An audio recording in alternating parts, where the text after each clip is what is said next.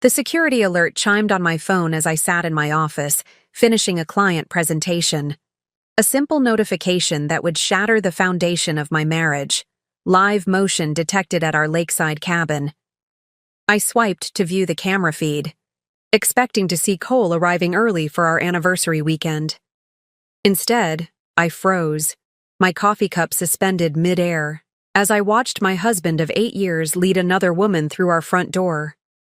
Before we jump back in, tell us where you're tuning in from, and if this story touches you, make sure you're subscribed, because tomorrow I've saved something extra special for you.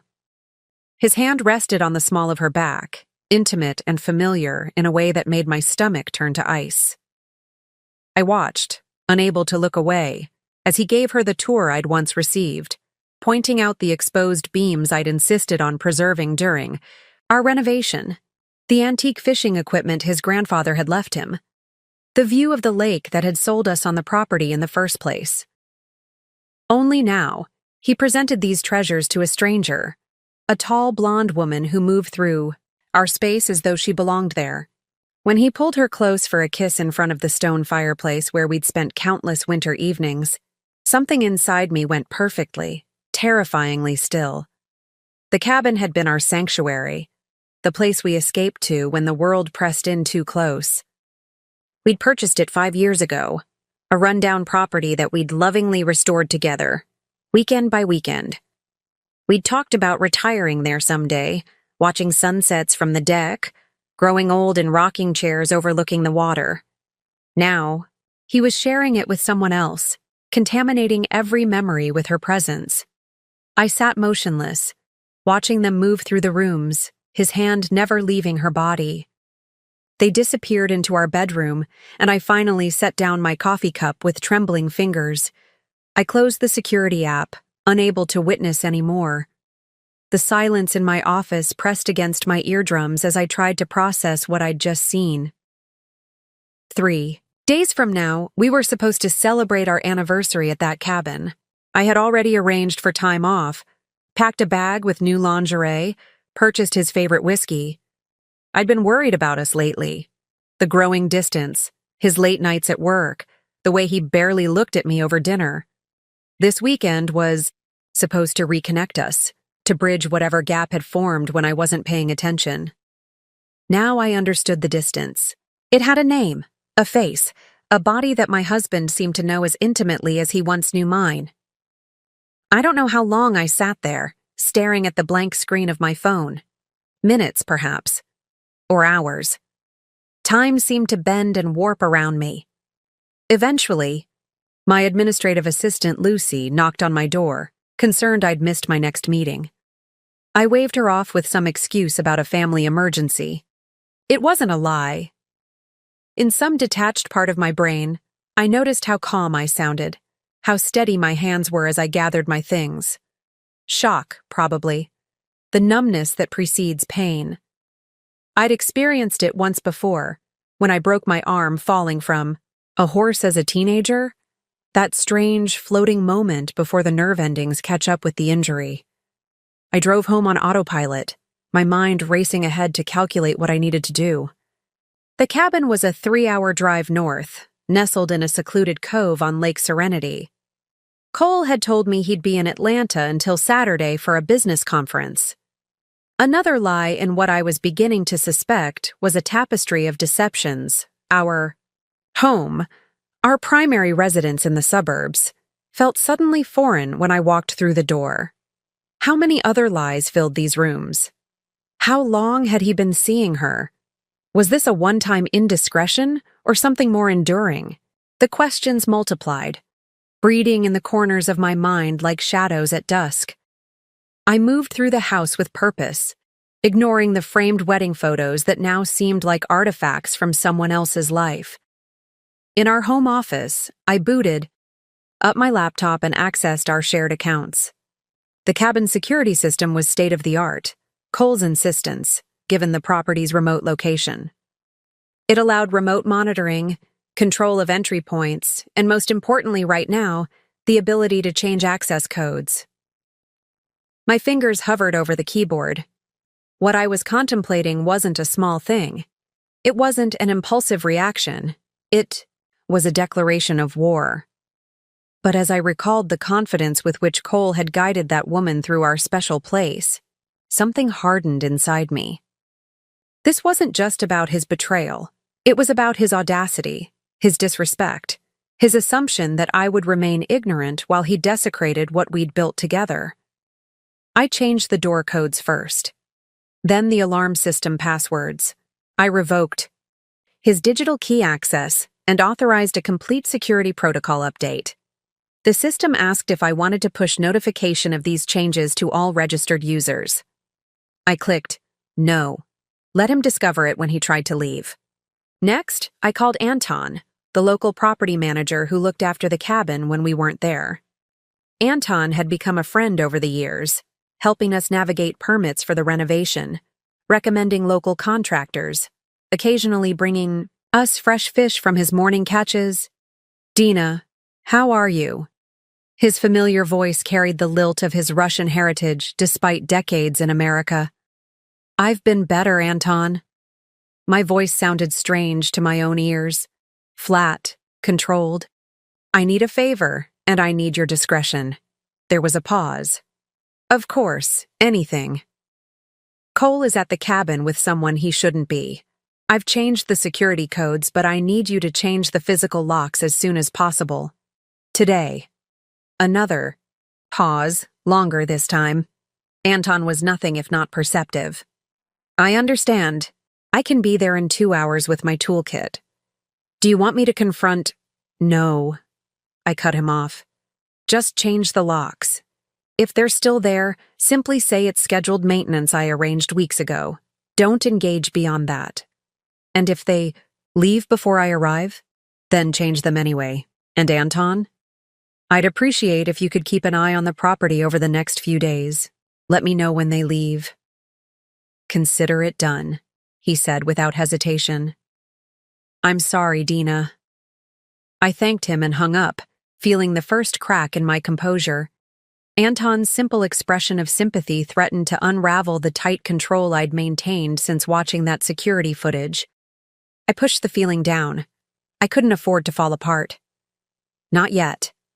I had one more call to make. Cameron, my sister, answered on the third ring.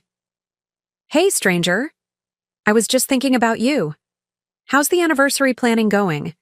The casual question nearly undid me. I took a breath, steadying myself against the desk. "Cam, I need you to come over. Now if you can." My sister had never needed more explanation than that. 20 minutes later, her car pulled into my driveway. One look at my face as I opened the door, and she simply opened her arms. That's when the numbness finally gave way, and the pain came crashing through. 3 years before my world imploded on an ordinary Tuesday afternoon, Cole and I were considered the power couple among our friends. I ran a successful interior design firm that specialized in commercial spaces, while Cole had climbed to senior partner at his investment banking firm. We lived in a renovated Craftsman in an upscale neighborhood, hosted dinner parties that our friends talked about for weeks, and seemed to have mastered the elusive work-life balance that everyone chased. When we found the cabin, it was during a weekend drive we took to clear our heads after a particularly intense period at work. We weren't even looking for property, just enjoying the scenery, stopping at roadside farm stands, trying to remember what it felt like to exist without deadlines and client expectations. "Let's take this road," Cole had suggested, pointing to a narrow turnoff that wound toward the lake. "I want to see the water." The for sale sign was weather-beaten and leaning, like it had been there so long it had given up hope. The cabin behind it was in even worse shape: peeling paint, a sagging porch, windows clouded with decades of grime. But the location was breathtaking. Perched on a small bluff overlooking a pristine cove, with ancient oaks framing the view of mountains beyond the water. "It's a teardown," the realtor had warned when we called the number on the sign. The previous owners abandoned it years ago. Preparing and narrating this story took us a lot of time, so if you are enjoying it, subscribe to our channel. It means a lot to us. Now back to the story. The land's the only thing of value. Cole and I saw something different. We walked through rooms thick with dust and memories, imagining what could be. A family had lived here once, raised children, celebrated holidays, weathered storms both literal and figurative. The bones of the place were solid, despite the cosmetic neglect. We could bring it back, I whispered, standing in what would become our bedroom, looking out over the lake. Cole squeezed my hand. We could make it ours. We made an offer that day, significantly under asking price given the condition. When it was accepted, we spent the next 18 months driving up on weekends, slowly transforming the neglected property into our retreat. I designed, Cole executed. We argued over paint colors and hardware finishes and whether the kitchen island should be stationary or on wheels. We compromised. We created. The cabin became our escape, our refuge from demanding careers and social obligations. We had rules. No work calls, no checking emails after 7 p.m., no discussing clients or office. Politics? Just us, reconnecting with each other and with the simpler pleasures, cooking elaborate meals in our renovated kitchen, reading books by the fire, skinny dipping in the lake on moonlit nights when we felt particularly daring. This place makes me remember who I am outside of the office, Cole once said, nursing a bourbon on the deck as the sun set. Who we are. I thought I knew who we were. I thought we were partners, equals, a team navigating life together. I thought we were honest with each other. Cameron set a mug of tea in front of me, pulling me back to the present. My sister had listened without interruption as I recounted finding Cole with another woman, changing the security codes, calling Anton. Now she sat across from me at my kitchen island, her face a study in controlled fury. "How are you so calm?" she asked finally. "If it were me, I'd be halfway to the cabin with a baseball bat." I wrapped my hands around the warm mug. "I'm not calm. I'm processing." "Processing what? That your husband is a cheating asshole?" Flinched at her bluntness. "Processing what I'm going to do about it." Cameron's eyes narrowed. "What do you mean?" "I mean, I'm not going to confront him in some dramatic scene at the cabin. That's what he'd expect. Tears, accusations, a chance to explain himself, to minimize what he's done, to make me feel crazy for being upset. How could he possibly minimize this? He brought another woman to your anniversary spot." I took a sip of tea, organizing my thoughts. Our whole marriage, Cole has controlled the narrative. He's the charming one, the successful one, the one everyone gravitates toward at parties. I've always been the pragmatic one, the planner, the one who makes sure the bills are paid and the social calendar is managed. That's called being an adult, Dina. I know. But it's also meant that in any disagreement, I'm cast as the uptight one, the unreasonable one. Cole's really good at making you question your own perceptions. If I confront him while he's with her, he'll spin it, say it's not what it looks like or that I'm overreacting, or that we've been having problems for a long time and I've been too busy to notice. Cameron's expression darkened. Has he done that before? Made you question yourself? I hesitated, memories surfacing that I'd pushed down for years. The time Cole had missed my father's retirement dinner because of a work emergency that later seemed suspiciously vague. His explanation had been so persuasive, so reasonable, that I'd ended up apologizing for being upset. Or the mysterious charges on our credit card that he'd dismissed as a company expense mistakenly put on our personal account. An explanation I'd accepted without verification. "Not explicitly," I said finally. "But he's very convincing when he wants to be. It's what makes him good at his job. And what makes him dangerous to your self-esteem," Cameron added quietly. My phone chimed. A text from Anton. Arrived at cabin. Their car's still here. Beginning lock change on exterior doors as discussed. I showed Cameron the message. "Anton, we'll text when it's done. Then we wait." For what? For Cole to discover he's locked out. For him to call me, demanding an explanation. And that's when I'll have the upper hand for once. Cameron studied me, concern replacing anger in her eyes. This isn't like you, Dina. The calm calculation, the strategic thinking. I met her gaze steadily. Maybe it's exactly like me. Maybe this is who I've always been when I'm not letting Cole define who I am. My phone chimed again. Anton. Locks changed. Told them it was scheduled maintenance. Man seemed annoyed but didn't question. We'll monitor and update you. The first stage was complete. Now I had to prepare for what came next. The first call came exactly 2 hours and 17 minutes after Anton changed the locks. I watched Cole's name flash across my phone screen, feeling a strange sense of detachment, as if I were observing someone else's marital crisis unfold.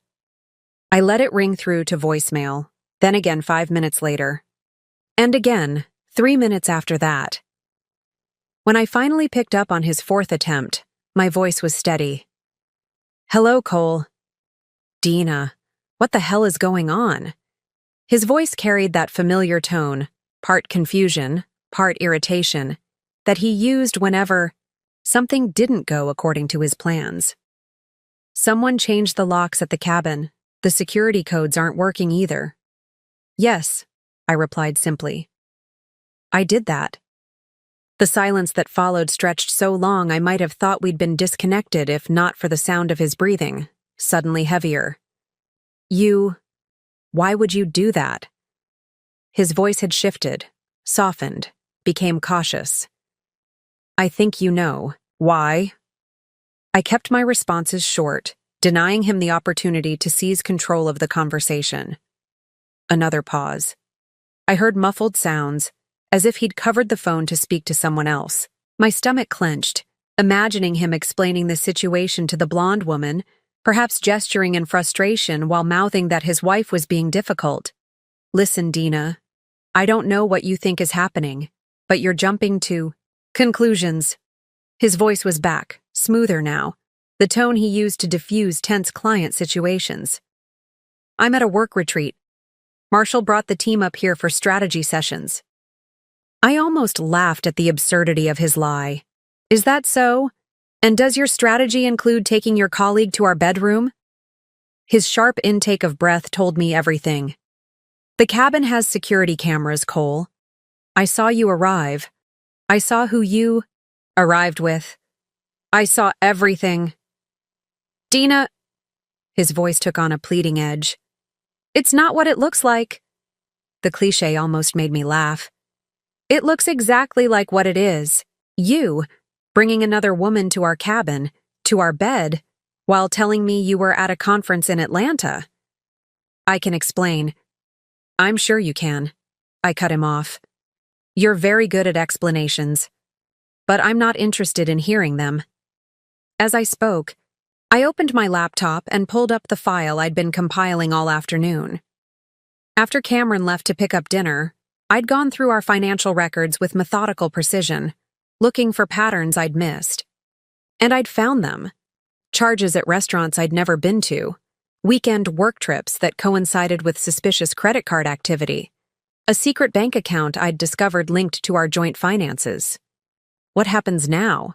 Cole asked, his voice careful, calculating. He was assessing the damage, trying to figure out the path of least resistance. Now you can enjoy your weekend with your girlfriend, I said calmly. But you'll need to find new accommodations.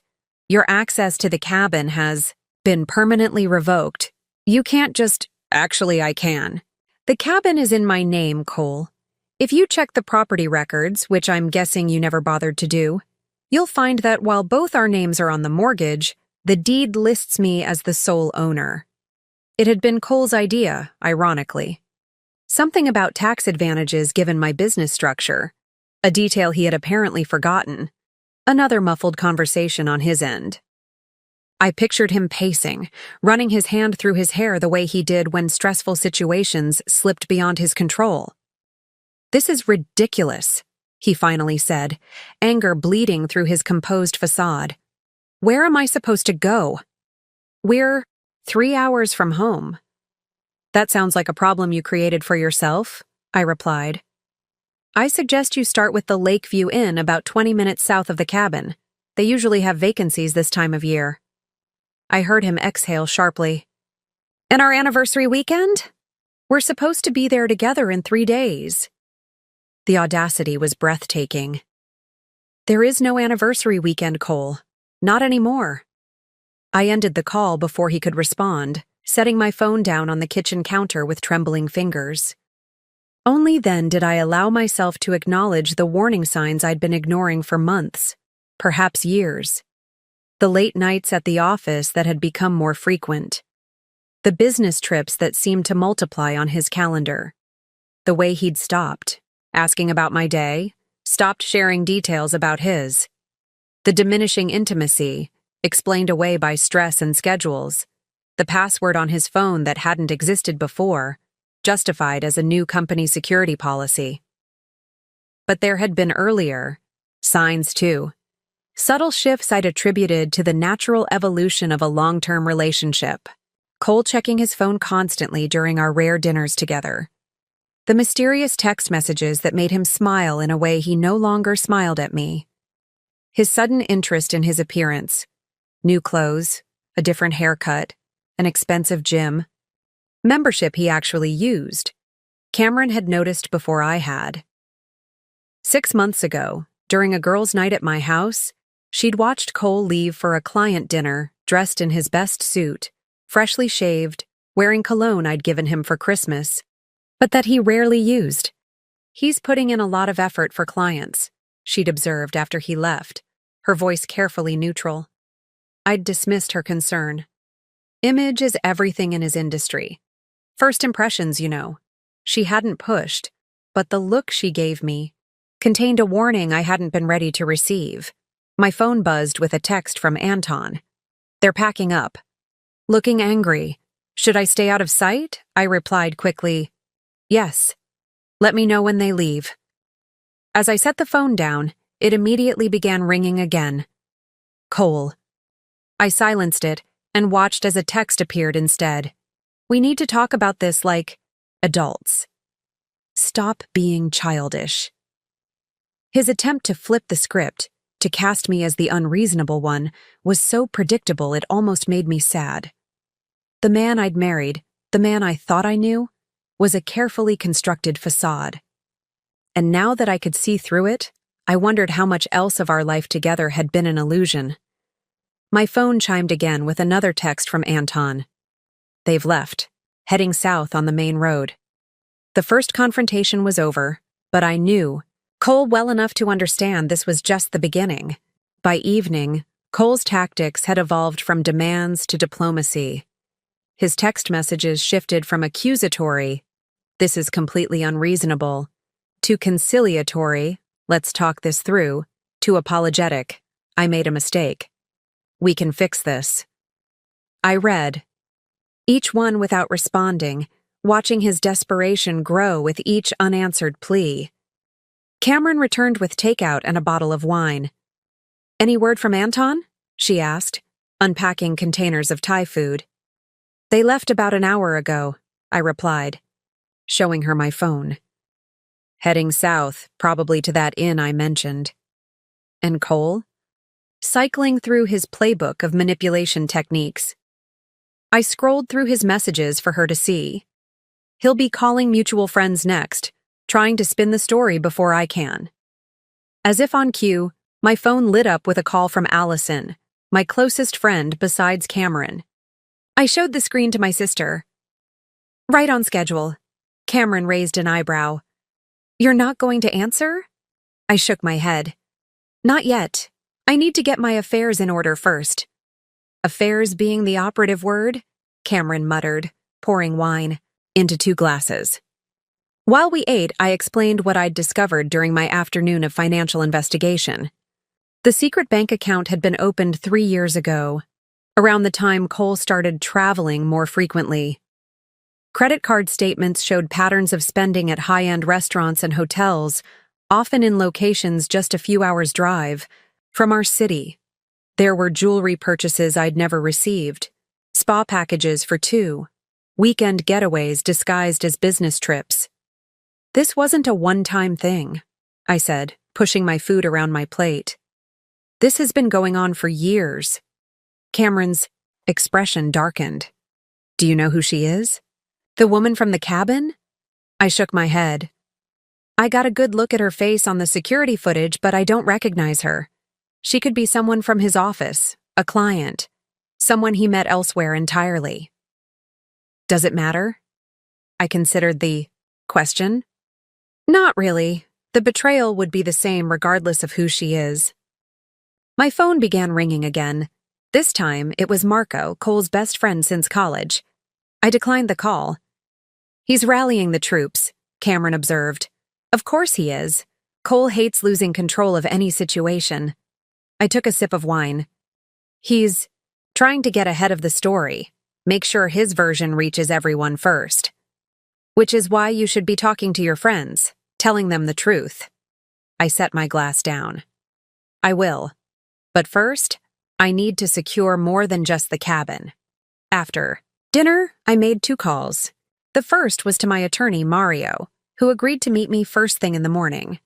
The second was to my bank, where I requested an immediate freeze on our joint accounts. I had my own accounts for my business, which Cole couldn't access. But most of our household finances flowed through shared accounts. Not anymore. When I finished, I found Cameron sitting on my sofa, scrolling through her phone with a deepening frown. What? I asked, recognizing her expression. She hesitated. Cole's been busy. She turned her phone toward me to show a group text from him to our circle of friends. Worried about Dina. She's not answering calls, texts. If anyone hears from her, please let me know she's okay. We had a misunderstanding. A misunderstanding, I repeated, my voice flat. That's what he's calling it. Classic misdirection, Cameron said. Makes it sound like you're the one being unreasonable, while positioning himself as the concerned husband. My phone buzzed again. Another friend checking if I was okay. Then another. And another. Cole's strategy was working. He'd successfully framed the narrative as a concerning situation where I was behaving erratically rather than a husband caught in a years-long deception. You need to respond, Cameron urged. Otherwise, he controls the story. She was right. I drafted a simple text and sent it to the friends who had reached out. I'm fine. Taking some space after discovering Cole at our cabin with another woman. Would appreciate privacy right now. Direct. Factual. Unemotional. Within minutes, my phone was flooded with messages of shock, support, and questions. I silenced it, unable to deal with the emotional labor of managing other people's reactions to my crisis. You should stay with me tonight, Cameron suggested. He'll probably come here when he gets back to town. I shook my head. No, this is my house too. I'm not leaving. Dina, I need to be here, I insisted. There are financial documents, legal papers, things I'll need for my meeting with Mario tomorrow. Besides, I'm not hiding from Cole. I'm not the one who did anything wrong. Cameron looked skeptical but didn't argue further. Then I'm staying here with you. I was about to protest when my phone lit up with a text from a number I didn't recognize. This is Allison, Cole's friend. I think we should talk. I stared at the message, my pulse quickening. Cole didn't have a friend named Allison. The only Allison in our lives was my friend. What is it? Cameron asked, noticing my expression. I showed her the text. I think this might be her, the woman from the cabin. Cameron's eyes widened. Are you going to respond? I studied the message, considering my options. This was unexpected, the other woman reaching out directly. Was it a trap set by Cole? Or was she acting independently? Yes, I decided. But not right now. First, I need to find out who she is. I took a photo of the message and sent it to Anton. With a quick text, can you zoom in on the security footage of the woman at the cabin? I need a clearer image of her face. Anton replied almost immediately. We'll send you screenshots within the hour. Meanwhile, my laptop pinged with an email notification from our credit card company. Unusual activity alert. Approve or deny. I logged in to find Cole had just checked into the Lakeview Inn and charged it to our joint credit card. The one I hadn't yet frozen. The room was reserved for 3 nights, our anniversary weekend. He had taken her there instead. Something cold and resolute settled in my chest. Whatever doubts I might have harbored about my course of action vanished in that moment. Cole wasn't just a cheater. He was systematically cruel, bringing his mistress to the places that meant the most to us, deliberately contaminating our memories. I denied the charge, then froze the credit card. Let him explain that to his girlfriend. Anton's email arrived just before midnight, containing several high-resolution screenshots from the cabin's security footage.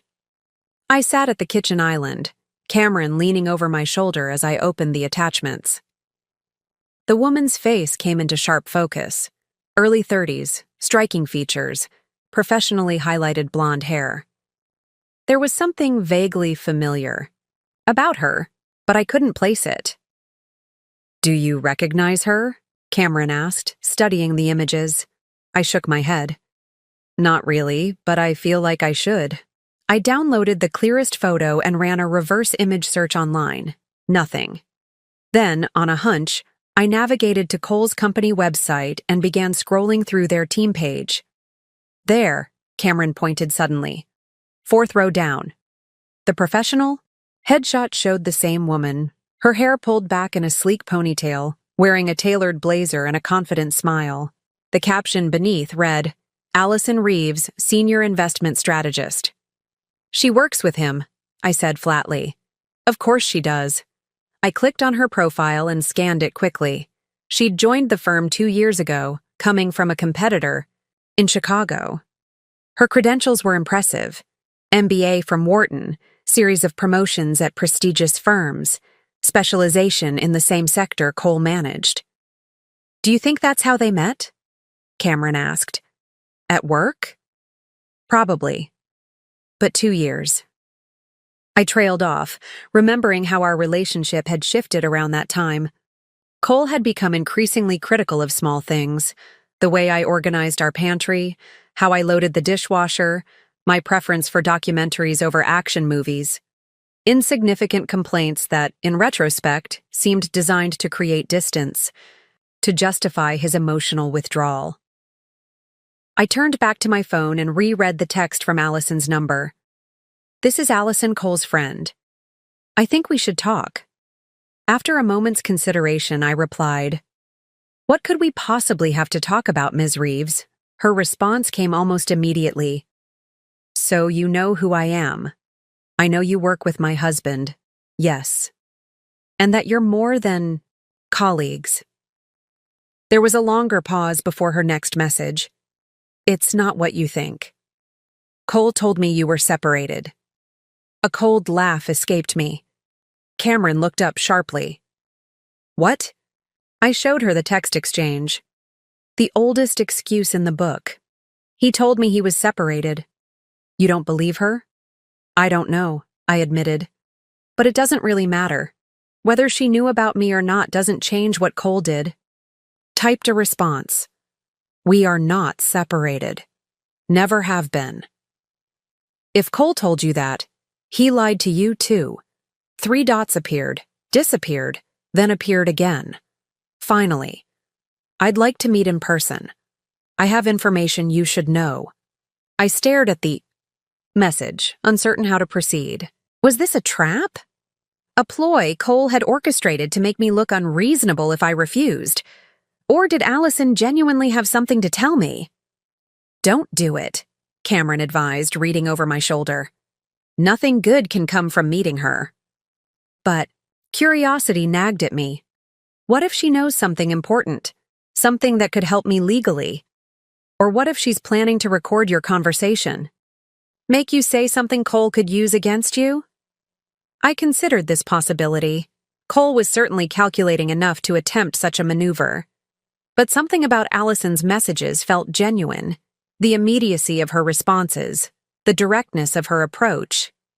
Before I could decide how to respond, my phone rang. Cole again. This time I answered. The credit card was declined, he said without preamble, his voice tight with controlled anger. And I can't access our checking account. Yes, I replied simply. You froze our accounts. It wasn't a question. I protected our assets from further misuse, I corrected. Given that you've been spending our joint funds on your girlfriend for what appears to be years. A sharp inhale. Dina, this is getting out of hand. You're acting irrationally. Is that what you're telling everyone? That I've lost my mind? That this is just a misunderstanding? I kept my voice level despite the anger building in my chest. I'm concerned about you, he said, his tone softening into something patronizingly gentle. This isn't like you lashing out like this. Protecting myself isn't lashing out, Cole. It's a rational response to discovering my husband has been living a double life. I made a mistake, he conceded, his voice dropping into the remorseful register he used when trying to diffuse client anger. One I deeply regret. But destroying our life together over one lapse in judgment. One? I cut him off. The separate? Bank account you opened 3 years ago suggests otherwise. The pattern of hotel charges and restaurant bills for two says this has been going on for a very long time. Silence stretched between us. When he spoke again, his voice had lost its practiced smoothness. You went through our financial records? Of course I did. The moment I saw you with her, I started looking for what else you might be hiding. Another pause. I could almost hear him recalculating, adjusting his strategy. Where am I supposed to stay tonight? He finally asked, a hint of genuine uncertainty in his voice. You've locked me out of both homes and frozen our accounts. That sounds like a problem for you and Allison to solve? I replied coolly. Perhaps one of you has a corporate card you can use. You've spoken to Allison? Sharp, alarmed. Interesting. He hadn't expected that. We've been in touch, I said vaguely, wanting to see how he'd react. Whatever she told you. Good night, Cole, I interrupted, ending the call before he could continue. Cameron was watching me with a mixture of concern and admiration. Look at you, playing psychological chess? I set my phone down, suddenly exhausted. I married a strategist. I've been watching him maneuver people for years. I've learned a few things. My phone buzzed with another text from Allison. Please, coffee tomorrow. Public place of your choosing. This is important. Cameron shook her head. It's a bad idea. Maybe it was. But Cole's reaction to learning I'd spoken with Allison suggested there was something there. Something he didn't want me to know. I replied, Riverside Cafe, 10 a.m. Come alone. Her response was immediate. I'll be there. As I set my phone down, I felt a strange sense of calm descend. The initial shock had worn off, leaving behind a clear-eyed determination I barely recognized in myself. For years, I had been the accommodating one, the reasonable one, the one who smoothed over conflicts and kept our life running while Cole charmed his way through the world. But that woman was gone. In her place stood someone who saw clearly for the first time, not just Cole's betrayal, but the subtle ways he had diminished me over the years, making me doubt my perceptions, question my worth, shrink myself to fit the role he had assigned me. What are you thinking? Cameron asked quietly. I looked up at my sister, the one person who had always seen me clearly, even when I couldn't see myself. I'm thinking that losing Cole might be the best thing that ever happened to me. I arrived at Riverside Cafe 20 minutes early, deliberately choosing a table with my back to the wall, facing the entrance. A small voice recorder sat in my purse, Cameron's suggestion, one I initially resisted but ultimately accepted. You don't know what she'll tell you, my sister had insisted. Better to have proof. The morning had been a blur of activity.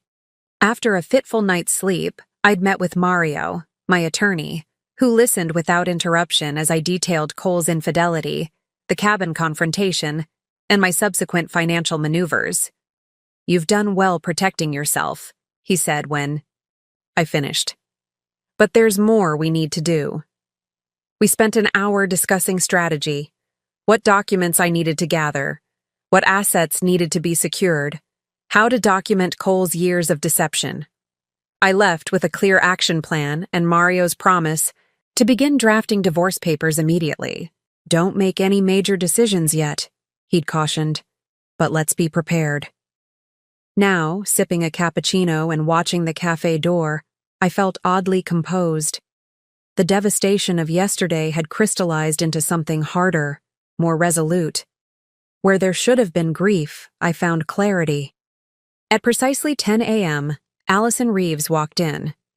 In person, without the filter of security cameras, she looked younger, less polished than her professional headshot. She scanned the cafe, spotted me, and approached with visible hesitation.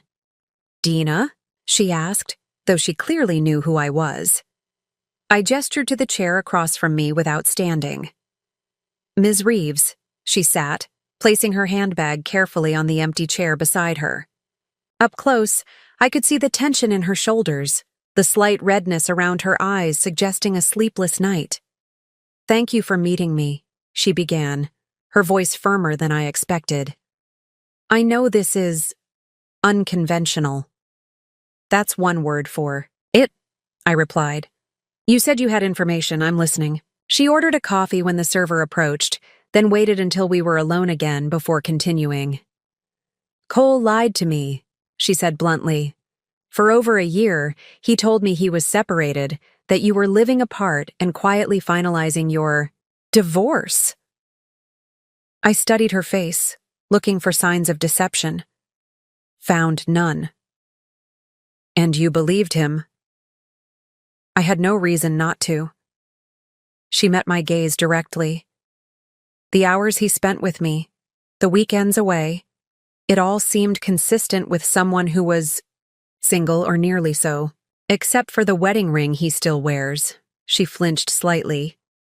"He said it was for appearances at work, that the senior partners were traditional and might overlook him for promotion if they knew he was divorcing." I almost laughed at the absurdity of the lie. "And you never thought to verify any of this? Never looked us up online? Never questioned why he never introduced you to his friends?" "He did introduce me to his friends," she countered. "To Marco, to several colleagues. They all corroborated his story." That stopped me. Marco knew? Cole's closest friend, someone who had been in our wedding, who had dinner at our home monthly, had participated in this deception? "Marco told you Cole and I were separated?" I asked carefully. She nodded.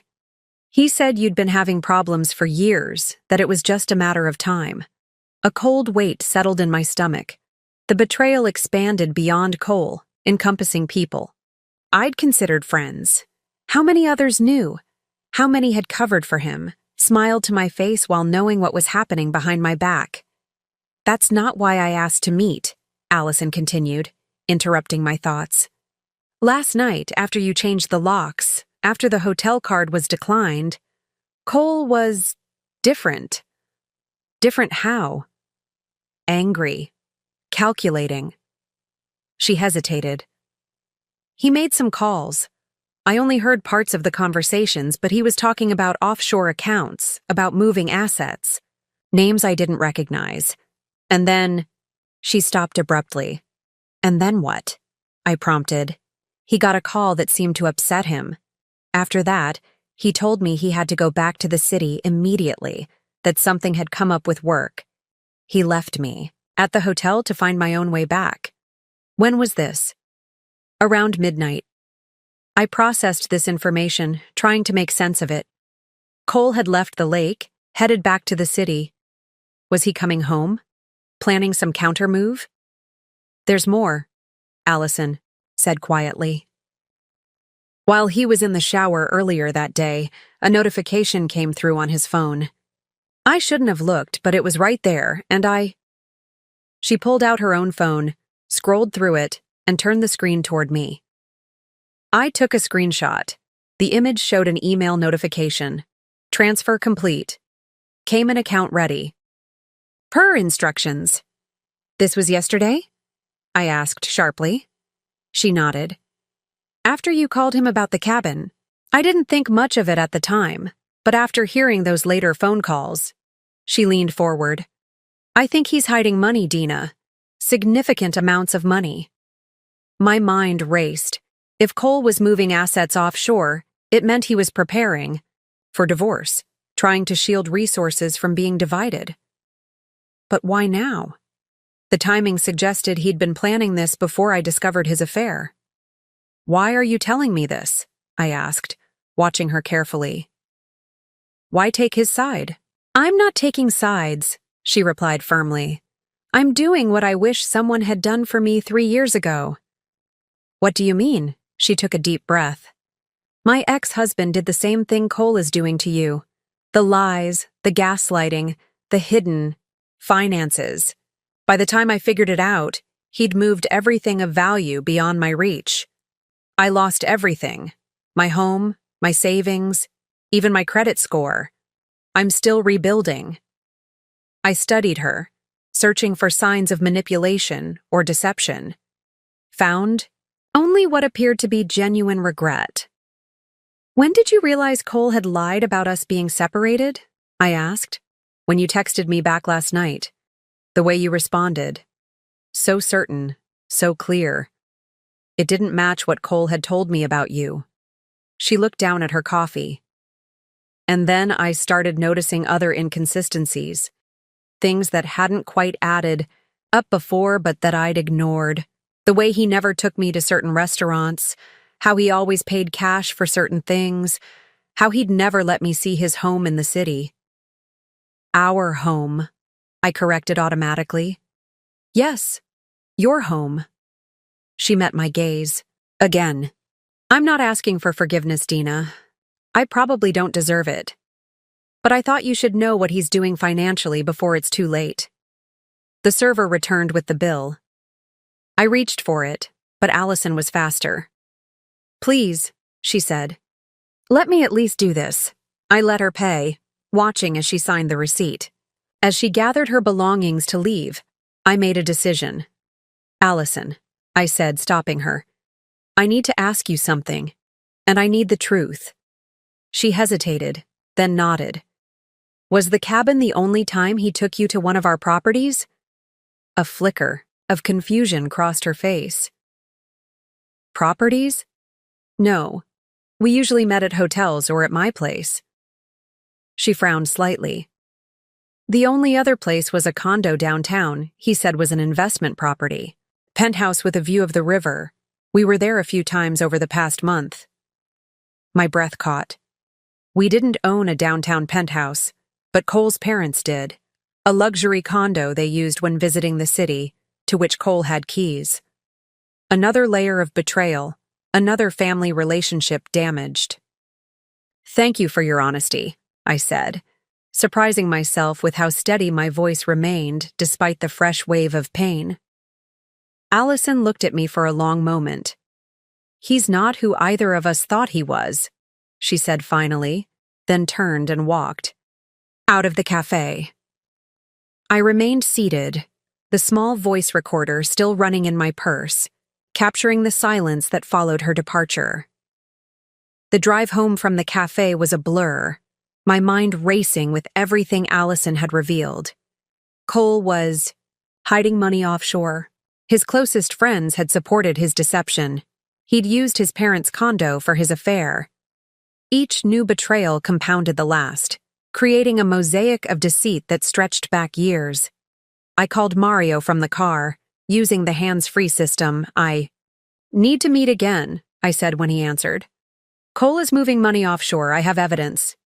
Come now, he replied without hesitation. I'll clear my schedule. By the time I reached Mario's office, I had already forwarded him the screenshot Allison had sent me.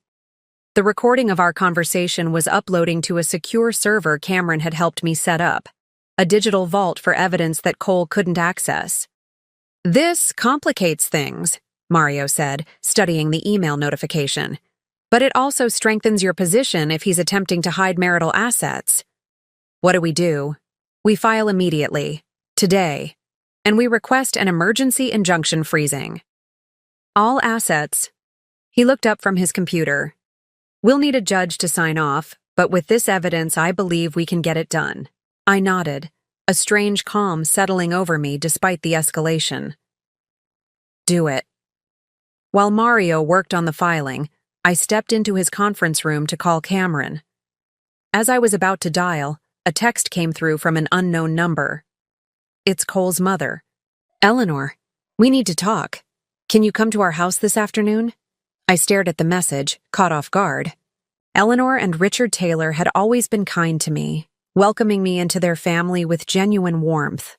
Unlike many of Cole's wealthy friends, they had never made me feel like an outsider despite my more modest background.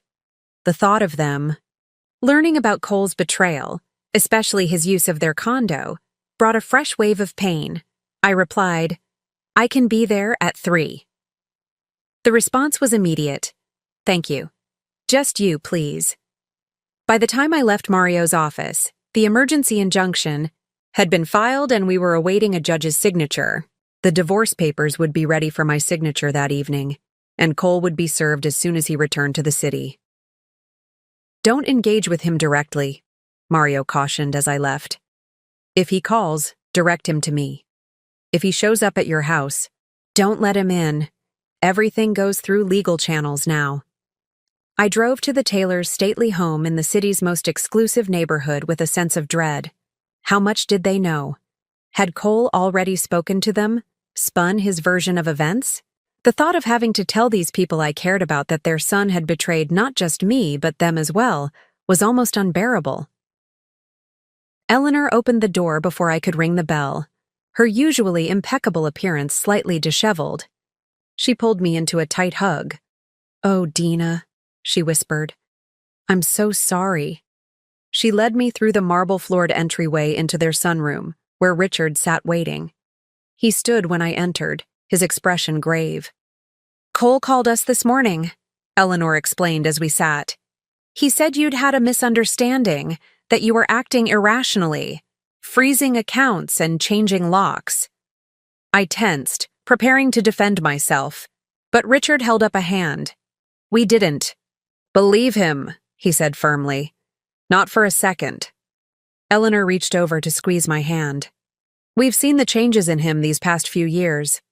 The excuses, the absences, the way he talks about you when you're not around. Little criticisms, little dismissals. It wasn't the son we raised." I felt tears threatening for the first time since discovering Cole's betrayal. Not for the loss of my marriage, but for the kindness of these two people who had every reason to side with their son, but had chosen truth instead. "There's something else," Richard continued, his voice tightening. "Something you need to know." Eleanor nodded encouragingly at her husband, and he took a deep breath before continuing. "Cole has been borrowing against his trust fund, significant amounts over the past year. We received notification because we're still trustees until he turns 40. He paused. "The most recent withdrawal was yesterday, $2 million. I felt the blood drain from my face. $2 million? Richard nodded grimly. "We tried to reach him, to ask what was happening, but he's not answering our calls. Then this morning, our property manager called to tell us someone had been staying in our condo without authorization. We put it together," Eleanor added. "And when we tried to confront Cole, that's when he told us about your misunderstanding. I'm filing for divorce," I said quietly. "Today, Mario is handling it." "Good," Richard said with surprising firmness. "And we want to help." Eleanor nodded. "We've already contacted our bank. Cole's access to the trust has been temporarily suspended pending investigation of potential fraudulent activity. We've also changed the locks on the condo and revoked his keys." I stared at them, overwhelmed by their support. "Why are you doing this? He's your son." "Because what he's doing is wrong," Richard said simply.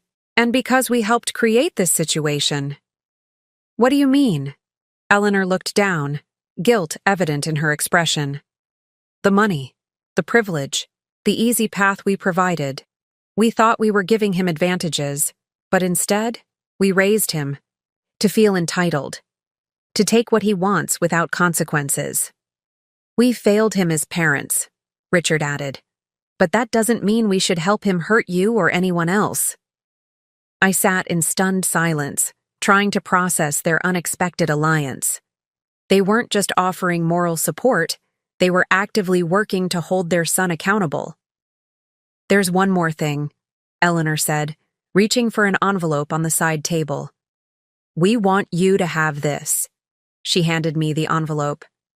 Inside was a check for $200,000 and a key. What is this? I asked, confused. The beach house in North Carolina, Richard explained. We're signing it over to you. The paperwork is being drawn up now. The money is to help you rebuild, however you choose. I tried to hand it back. I can't accept this. You can, and you will, Eleanor insisted. It's not a gift, it's restitution. Cole took years of your life, your trust, your security. This is the least we can do. Besides, Richard added with a sad smile, you're the one who found that property, who oversaw the renovation, who made it beautiful. Cole just paid for it with family money he didn't earn. It belongs with you. I looked down at the check, the key, feeling a tangle of emotions I couldn't begin to unravel. The beach house had been purchased 3 years ago, a Taylor family property in name, but one I had poured my heart into designing. I'd always loved it more than Cole had. Think about it, Eleanor said gently. You don't have to decide today. As I drove home, the envelope sat heavy in my purse. The Taylor's offer represented a future I hadn't allowed myself to imagine yet, one where I wasn't fighting Cole for every penny, where I had the resources to start over on my own terms. It was tempting, so tempting, but it also felt like a test. Would I take the easier path, allow Cole's parents to solve my problems? Or would I stand on my own, whatever that might cost me? I didn't have an answer yet, but for the first time since this nightmare began, I felt I had choices. I returned home from the Taylors to find Cameron waiting on my porch, concern etched across her face. Where have you been? She demanded as I approached. I've been calling. For hours. I realized my phone had been on silent since my meeting with Mario. Sorry, it's been eventful.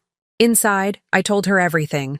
The meeting with Allison, the offshore accounts, the emergency injunction, and finally, the Taylors' unexpected support and their offer of money and the beach house.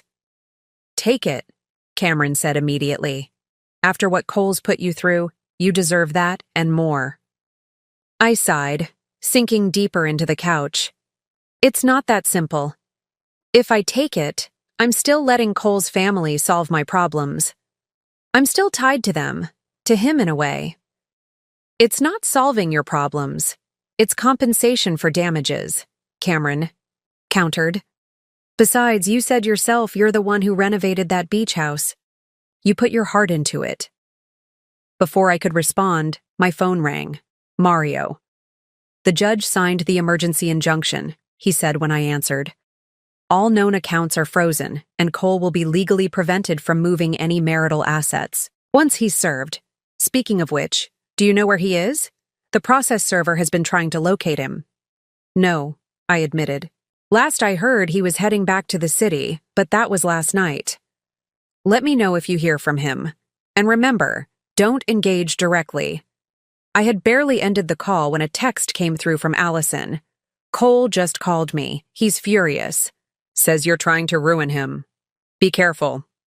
I showed the message to Cameron, who immediately stood. I'm staying here tonight. No arguments. He won't come here, I said, though I wasn't entirely convinced. It would only make things worse for him legally. People don't always think rationally when they're cornered, Cameron replied, already heading to the guest room to prepare it. Especially people like Cole who aren't used to losing. I couldn't argue with that. Throughout our marriage, I'd never seen Cole truly lose at anything. His family connections, his natural charm, his ruthless strategic thinking, they had always ensured he came out on top. What would he do now that the tables had turned? As if on cue, my phone lit up with his name. I let it go to voicemail following Mario's instructions. A minute later, the notification appeared. I hesitated, then played it on speaker so Cameron could hear. Dina? His voice was controlled, but I could hear the simmering rage beneath. I just got a call from my bank. All my accounts are frozen. All of them.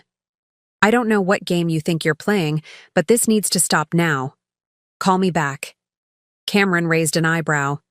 He still thinks he can order you around. A second voicemail followed almost immediately. And my parents? Really?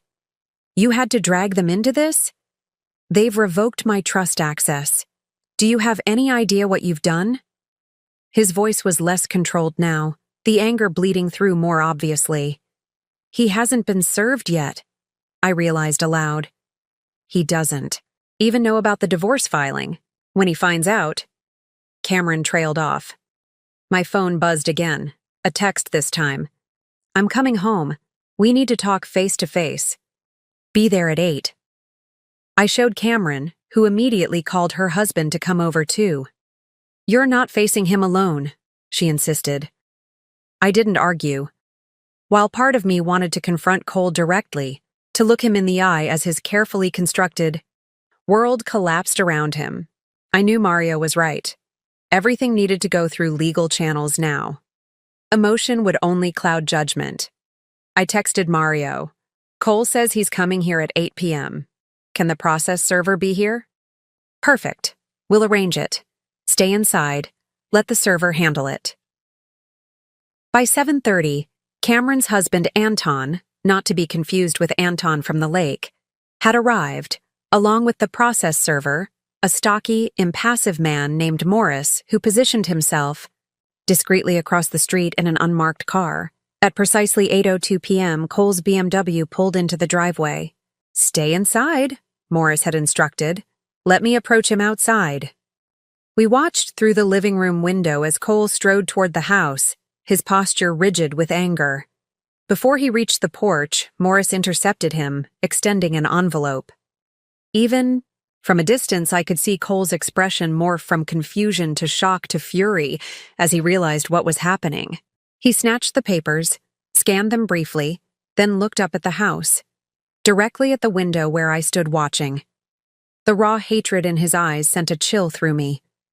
He pulled out his phone, and seconds later, mine rang. Against my better judgment against Mario's explicit instructions, I answered. You think this changes anything? Cole hissed, his voice barely recognizable. You think you've won? This isn't about winning, Cole, I replied, surprising myself with how steady I sounded. It's about consequences. Consequences? He laughed, a harsh sound stripped of anything resembling humor. You have no idea what real consequences look like, Dina, but you will. Is that a threat? It's a promise. His voice dropped lower. You think you know me? You think you know what I'm capable of? You haven't seen anything yet. Actually, I think I'm finally seeing you clearly for the first time, I countered. The real Cole Taylor, not the charming facade you've maintained all these years. He was silent for a moment, and when he spoke again, his tone had changed. Cooler, more controlled. You know, it's funny. I was going to end things with Allison this weekend. That's why I took her to the cabin. One last trip before I broke it off. I was coming back to you to try again. But now you've made that impossible. The lie was so blatant, so calculated to make me question myself that it almost made me laugh. Do you actually believe that? Or do you just think I'm stupid enough to believe it? Believe what you want, he said dismissively. But remember this moment. When everything falls apart, when you're alone with nothing, Remember that you chose this. No, Cole. You chose this the first time you lied, the first time you cheated. Every step that led here was your choice. He hung up without another word, got back in his car and sped away, the papers tossed on the passenger seat. Well, Cameron said from behind me, that went about as well as could be expected. I turned from the window, exhausted but oddly relieved. It's done. He knows. My phone buzzed with a text from Mario. Process server confirms delivery. You're officially in divorce proceedings. Remember, no direct contact with Cole from now on. Too late for that warning, but I wouldn't make the same mistake twice. I had heard everything I needed to hear from Cole, his threats, his manipulation, his refusal to accept responsibility.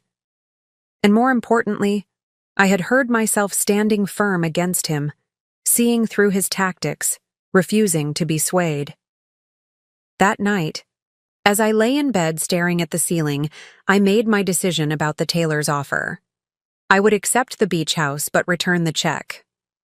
I wanted the home I had poured my heart into, but I needed to stand on my own financially, to rebuild without the safety net Cole's family could provide. It was a compromise between independence and practicality, between pride and self-preservation. And for the first time since this nightmare began, I felt like I was making choices based on what I truly wanted, not in reaction to what Cole had done.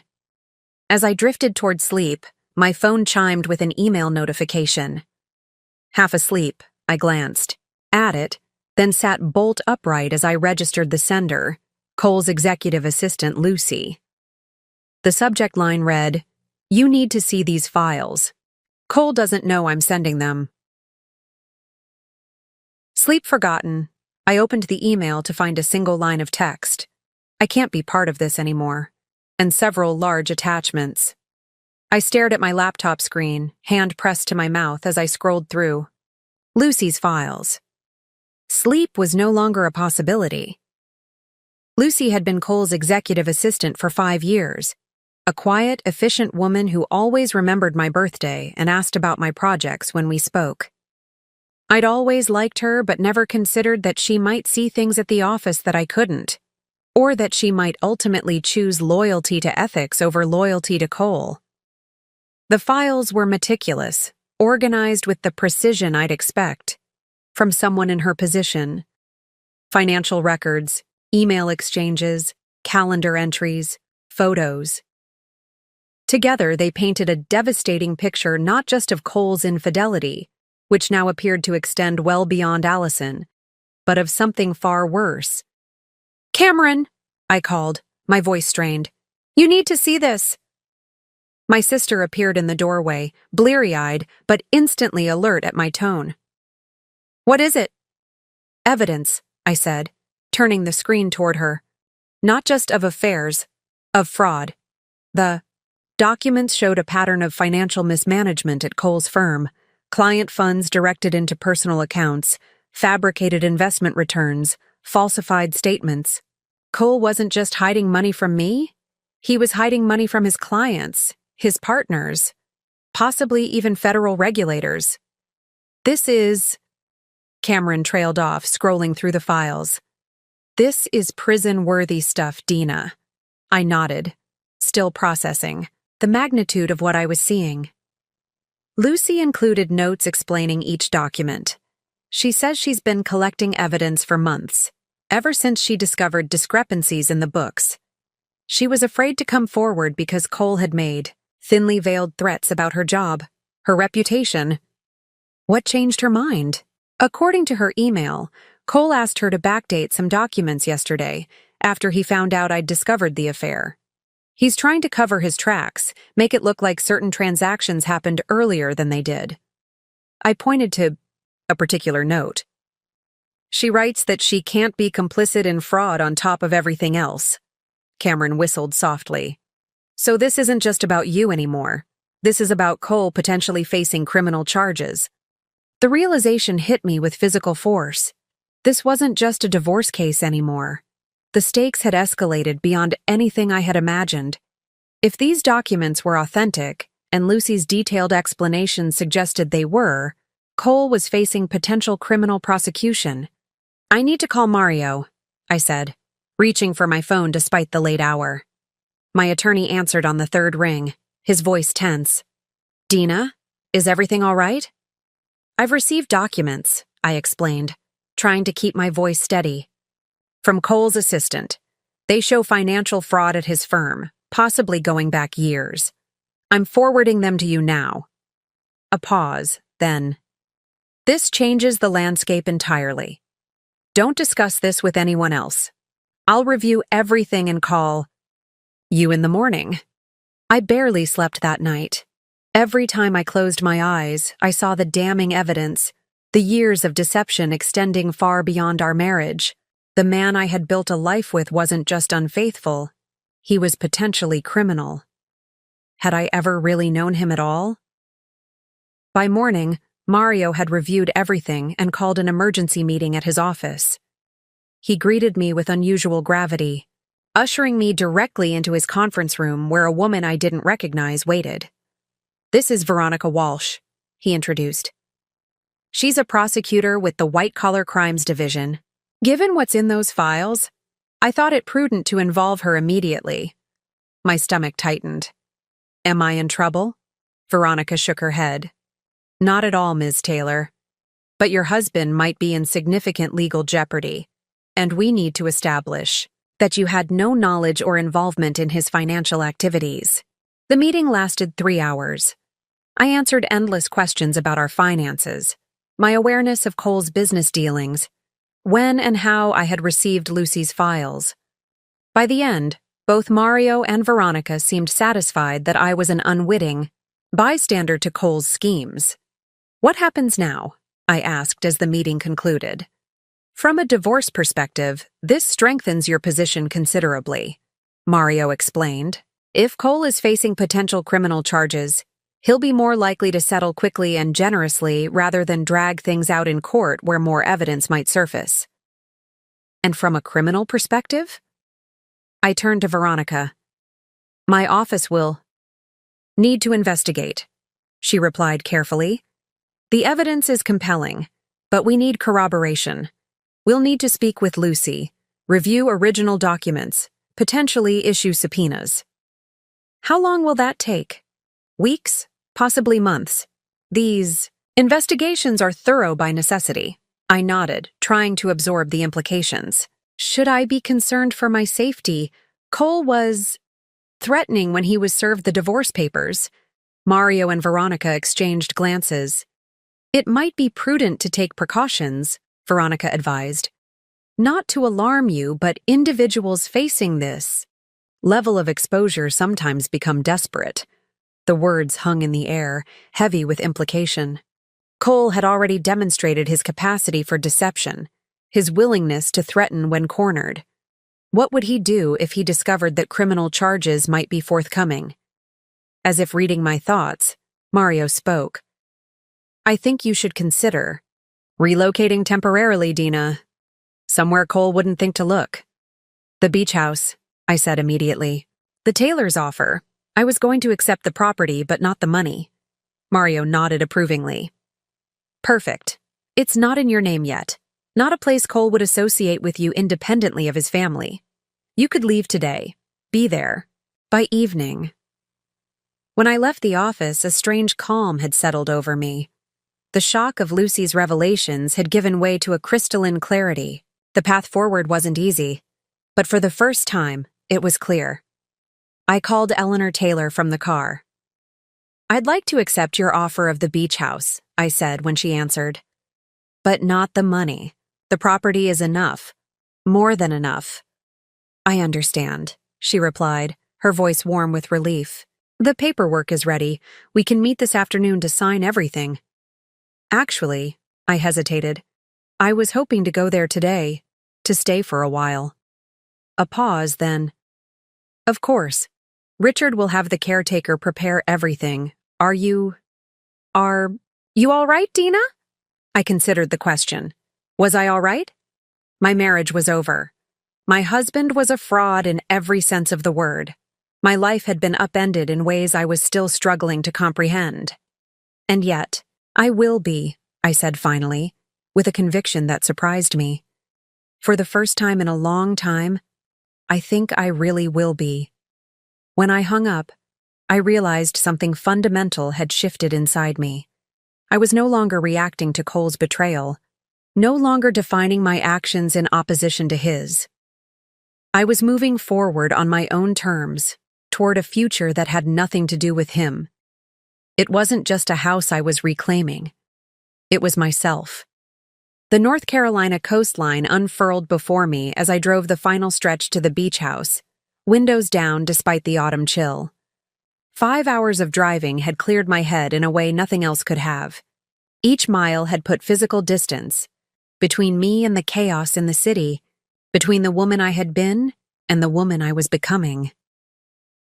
Before leaving, I had set everything in motion with a methodical precision that felt foreign yet satisfying. I met with the Taylors to sign the beach house paperwork, the property officially transferred into my name alone. I arranged for a security company to monitor my house in the city. I forwarded my mail to a P.O. box that Cameron would check. I packed only what I needed: clothes, laptop, important documents. The rest could wait. Cameron had helped me load my car, her eyes shining with a mixture of worry and pride. "You'll call when you get there?" "The moment I'm settled," I promised, hugging her fiercely. "And you'll let me visit next weekend? I'll text you the security gate code." Now, as I pulled into the private drive leading to the beach house, a strange sense of homecoming washed over me. I had always loved this place more than Cole had. The weathered cedar shingles, the wraparound porch, the panoramic ocean views. I had selected every paint color, every fixture, every piece of furniture during the renovation 2 years ago. In many ways, it already felt more like my home than the city house ever had. The caretaker, Mike, greeted me at the door with keys, and a sympathetic smile that told me the Taylors had explained at least some of the situation. "Everything's ready for you, Ms. Taylor. Fresh linens, stocked fridge, security system updated with new codes." "Thank you, Mike, and please call me Dina." "Yes, ma'am, Dina." He handed me a folder. "These are the new security codes, gate access, everything you'll need." I took the liberty of having the locks changed as well, just to be safe. I raised an eyebrow at this unexpected precaution. "Mr. Taylor's instructions," he explained, "said it was better to be thorough." I nodded, grateful. For Richard's foresight, Cole had never shown much interest in the beach house, rarely accompanying me on my frequent visits to oversee the renovation. But he did have keys, or had, until now. After Mike left, I walked through the house, reacquainting myself with its spaces. The great room with its soaring ceiling and wall of windows facing the ocean. The kitchen with the antique butcher block island I'd found at a local salvage yard. The primary bedroom with its private deck where I'd spent countless mornings watching the sunrise over the Atlantic. It was exactly as I remembered, yet completely different. Now it was mine alone, untouched by Cole's betrayal.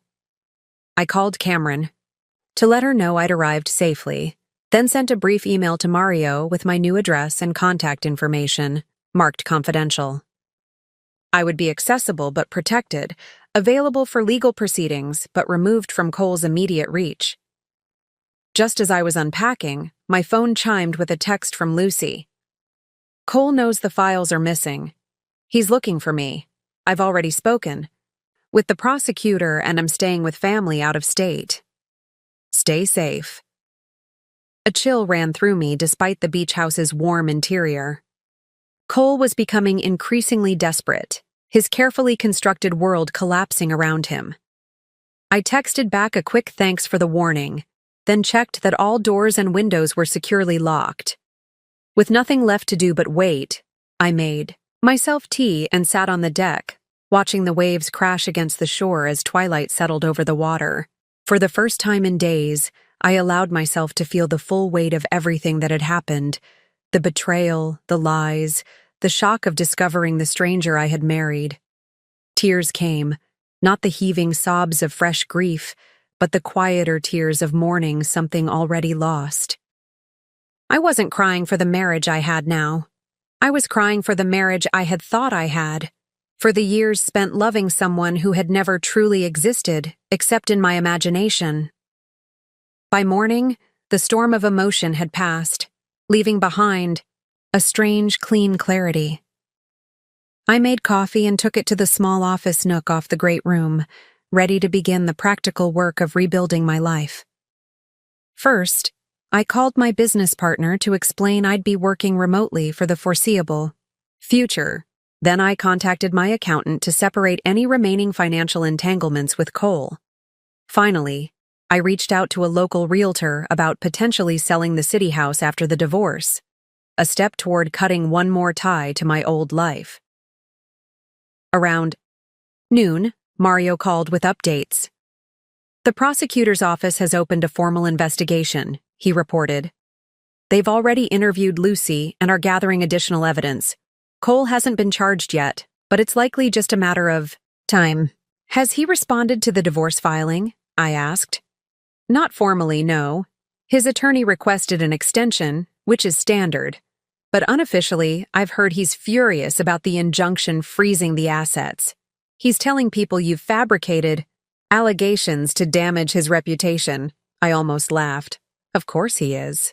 On a more practical note, Mario continued, the court date for the initial hearing is set for 3 weeks from now. You'll need to appear in person. I'll be there, I assured him. After we hung up, I sat in contemplative silence.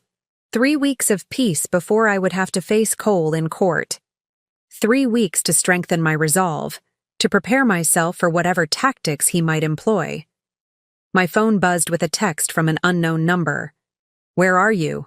We need to talk. This has gone far enough. Cole. How had he gotten this number?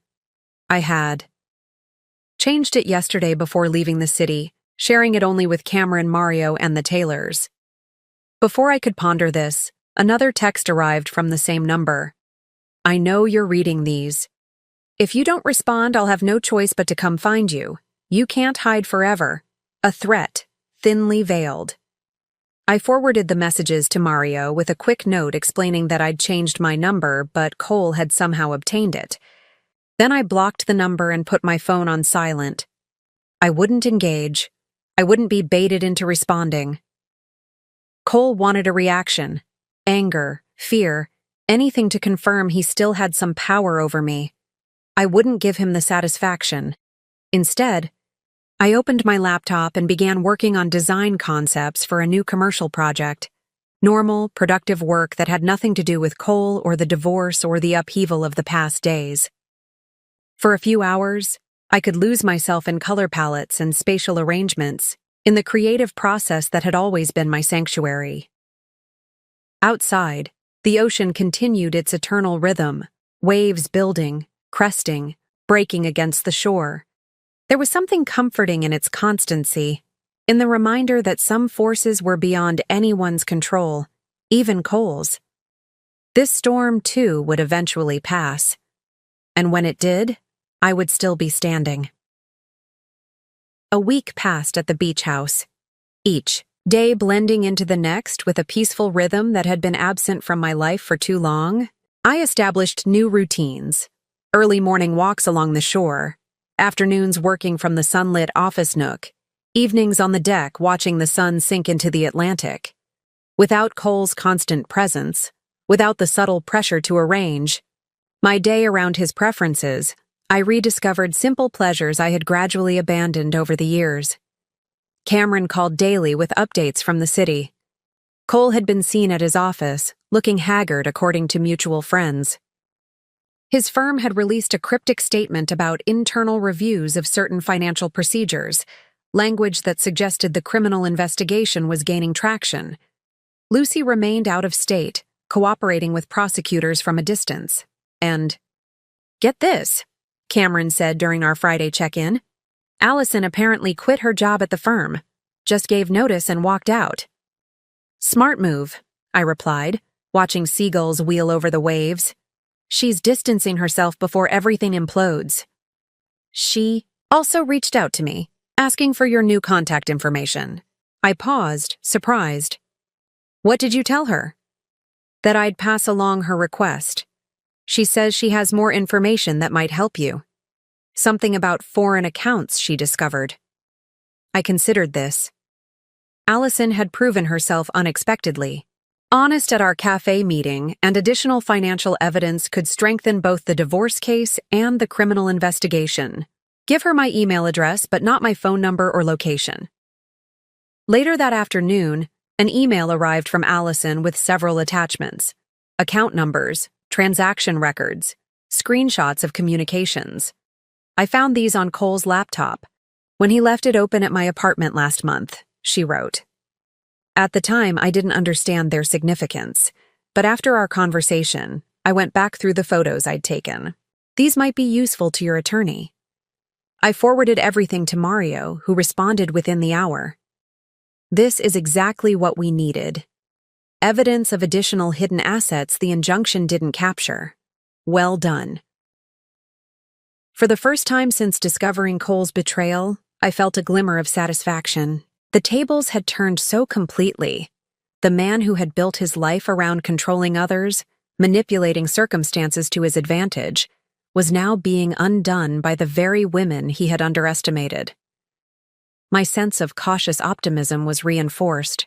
The next day, when Veronica, the prosecutor, called with an update. We've executed a search warrant at your husband's office, she informed me. Based on the evidence from his assistant and other sources, we had sufficient cause to seize computers and financial records. What does this mean for the timeline? I asked. We're moving faster than anticipated. The evidence is more substantial than we initially thought. Your husband's attorney has been informed that charges are likely forthcoming. Has Cole been arrested? Not yet, but we've restricted his travel. He's surrendered his passport and is required to remain in the state pending our investigation. After we hung up, I sat on the deck, absorbing this news. Cole's world was collapsing with a speed and completeness I hadn't anticipated. The man who had always prided himself on staying one step ahead of everyone had finally been outmaneuvered. That evening, I received a rare call from Richard Taylor. I thought you should hear this directly from me, he said after preliminary greetings. Cole came to see us today. I tensed. What did he want? To know if we'd heard from you, if we knew where you were. Richard's voice remained steady. He seemed unstable. Accused us of taking your side against our own son. What did you tell him? The truth, that we value integrity over blind loyalty, even with family. Especially with family. A heavy sigh. He didn't take it well. Started making accusations, claiming you'd manipulated us, turned us against him. I'm sorry, I said, genuinely pained for them. This can't be easy for you. It isn't, Richard admitted. But Eleanor and I keep reminding ourselves that the son we raised, or thought we raised, wouldn't do the things Cole has done. Somewhere, along the way, he made choices that took him down a different path. Did he ask about the beach house? I couldn't help wondering if Cole had connected the dots, realized where I might be. No. And we didn't volunteer anything. But Dina, his voice dropped slightly. Be vigilant. Cole has always been resourceful when determined. And right now, he's desperate. The warning lingered in my mind after we hung up. I double-checked all doors and windows before bed, grateful for the property's gated entrance and isolated location. Cole had never shown violent tendencies, but then again, I had never before threatened his carefully constructed facade. The next morning, a Saturday, I woke to an email from Mario with "progress" in the subject line.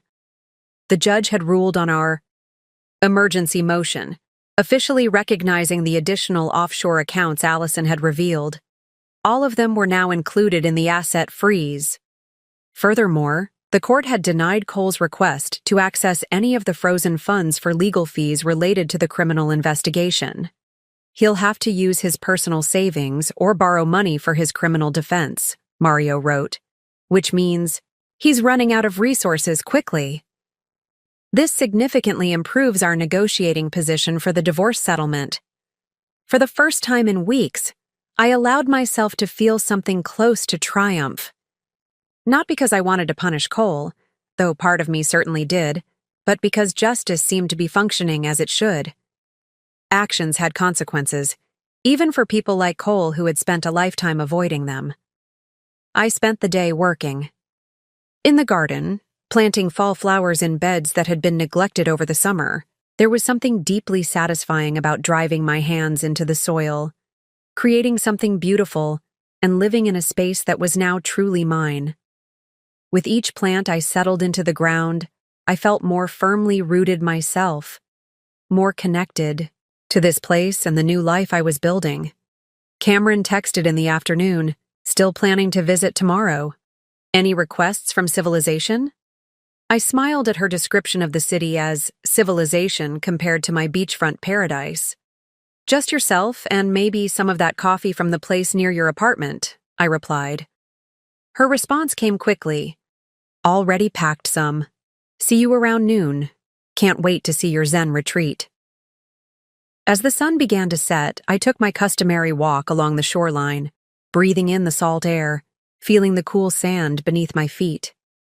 3 weeks ago, I had been a different person, a woman who believed her marriage was simply going through a rough patch, who defined herself largely as Cole Taylor's wife, who had gradually surrendered pieces of herself to maintain a relationship. That turned out to be built on lies. Now that woman was gone, replaced by someone stronger, clearer, more defined by her own choices than by someone else's betrayal. I was still standing at the water's edge, watching darkness settle over the horizon, when my phone buzzed with a text from an unknown number. Beautiful sunset, isn't it? The beach has always suited you. I froze, scanning the darkening beach in both directions. Empty, as far as I could. See, another text. You should be more careful about who follows your sister from the city. Cole had found me. My feet felt rooted to the sand as I scanned the darkening beach once more. Still empty, but Cole was here, somewhere, watching. My heartbeat accelerated, but my mind remained strangely clear. I would not panic. I would not run blindly. That's what he wanted, to see me frightened, to regain some measure of control. I typed a quick response. What do you want, Cole? To talk. Face to face, no lawyers, no accusations, just us. I hesitated, weighing my options. The beach house was a quarter mile. Back, its lights visible from where I stood. If I headed there, Cole would likely follow, and I didn't want him inside my sanctuary. The nearby public beach access had a small parking area with security cameras. Better to confront him in a place with potential witnesses and surveillance. Meet. Me at the public beach pavilion in 10 minutes, I texted. Come alone, or I call the police. His response was immediate. Already here. I took a deep breath and called Cameron. When she answered, I kept my voice low and steady. Cole is here. He followed you to the beach house. What? That's impossible. I would have noticed. Apparently not. Listen carefully. I'm meeting him at the public pavilion. If you don't hear from me in 30 minutes, call the police. Dina, no. Don't meet him alone. I need to handle this myself, I interrupted. But I need to know someone has my back. After extracting Cameron's reluctant promise, I called Mario and left a detailed voicemail explaining the situation, then sent a quick text to Richard Taylor with the same information. Witnesses, documentation, evidence that I had anticipated potential trouble. Cole wasn't the only one who could think strategically. The pavilion was lit by a single floodlight, casting long shadows across the weathered wooden structure. As I approached, a figure detached itself from the darkness. Cole, looking nothing, like the polished, confident man I had married. His normally immaculate appearance had deteriorated, His face was drawn, his eyes shadowed, his shirt wrinkled. For a moment, I almost felt pity. Almost. "How did you find me?" I asked, stopping 10 feet away from him. He gave a hollow laugh. "You think I don't know my own parents? The beach house was the obvious move. And following my sister? That's stalking, Cole." I prefer to call it being resourceful. His voice had a brittle edge I'd never heard before. "Since you've blocked my calls, changed your number, and turned my parents against me, I had limited options." "You turned your parents against yourself," I corrected. "Just like you destroyed our marriage all on your own." He flinched slightly but recovered quickly. "That's what I wanted to talk about. This divorce, these allegations. Things have gone too far, Dina. We need to find a solution that works for both of us." "Both of us?" I repeated incredulously. "You've been cheating for years. You lied to everyone, including your girlfriend. You're being investigated for serious financial crimes. And you think we can find a friendly solution?" "The criminal investigation is a misunderstanding," he said dismissively. "Corporate finance is complex. Lucy misinterpreted legitimate transactions. And the offshore accounts? The millions you've hidden? Those are just misunderstandings too?" His eyes narrowed dangerously. "You need to drop this, Dina. Call off your attack dogs. Tell the prosecutor you made a mistake." I almost laughed at his audacity. "I can't call off an investigation I didn't initiate. This is bigger than me now, Cole. The evidence speaks for itself." "Evidence can be interpreted different ways," he countered, taking a step closer. "People can change their testimonies. Lucy, Allison. They could reconsider what they think they know." The implied threat hung in the air between us. "Are you threatening? To intimidate witnesses in a federal investigation? Because that would be another crime on top of everything else." "I'm simply pointing out that misunderstandings can be cleared up," he said, his voice softening into the persuasive tone he'd used countless times to talk clients into his way of thinking. "We had a good life together, Dina. We still could. Drop the divorce. Tell everyone you overreacted about Allison. We can work through this." For a suspended moment, I tried to see the situation through his eyes, a man so accustomed to controlling the narrative, to bending reality to his will, that he genuinely believed he could charm his way out of the consequences of his actions. Even now, facing criminal charges and divorce, he thought he could manipulate me back into compliance. "No," I said simply.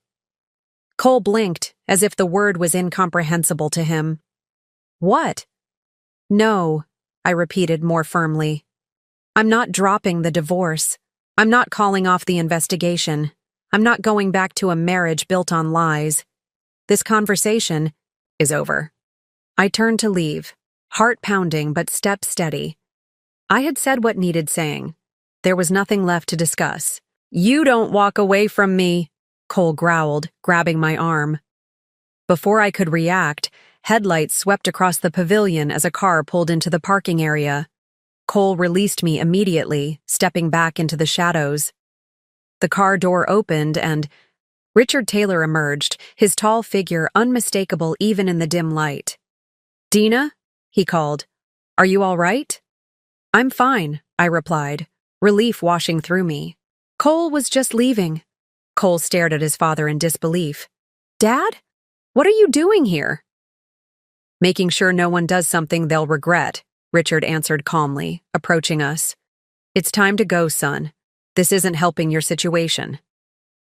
"You're taking her side again," Cole accused, gesturing toward me.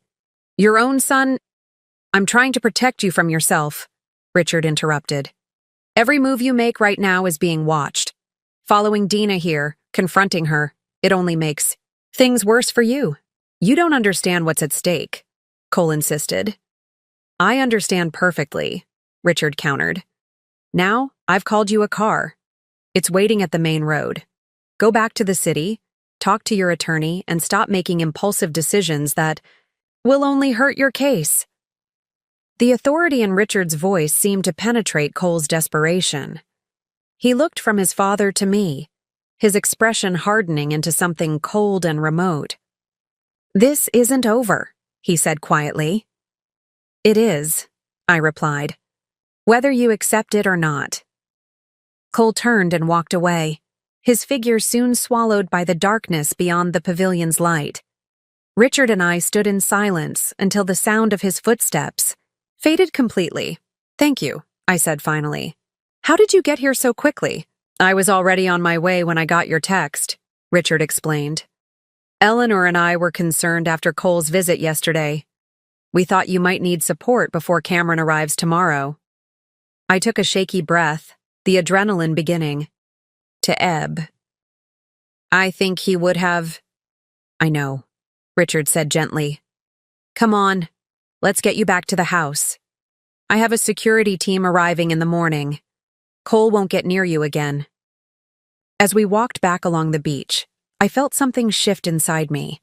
The last lingering doubt about my decision to leave Cole, to pursue divorce, to cooperate with the investigation. Any woman who needs protection from her husband has already stayed too long. I had made the right choice, and I would never look back. The security team arrived at dawn.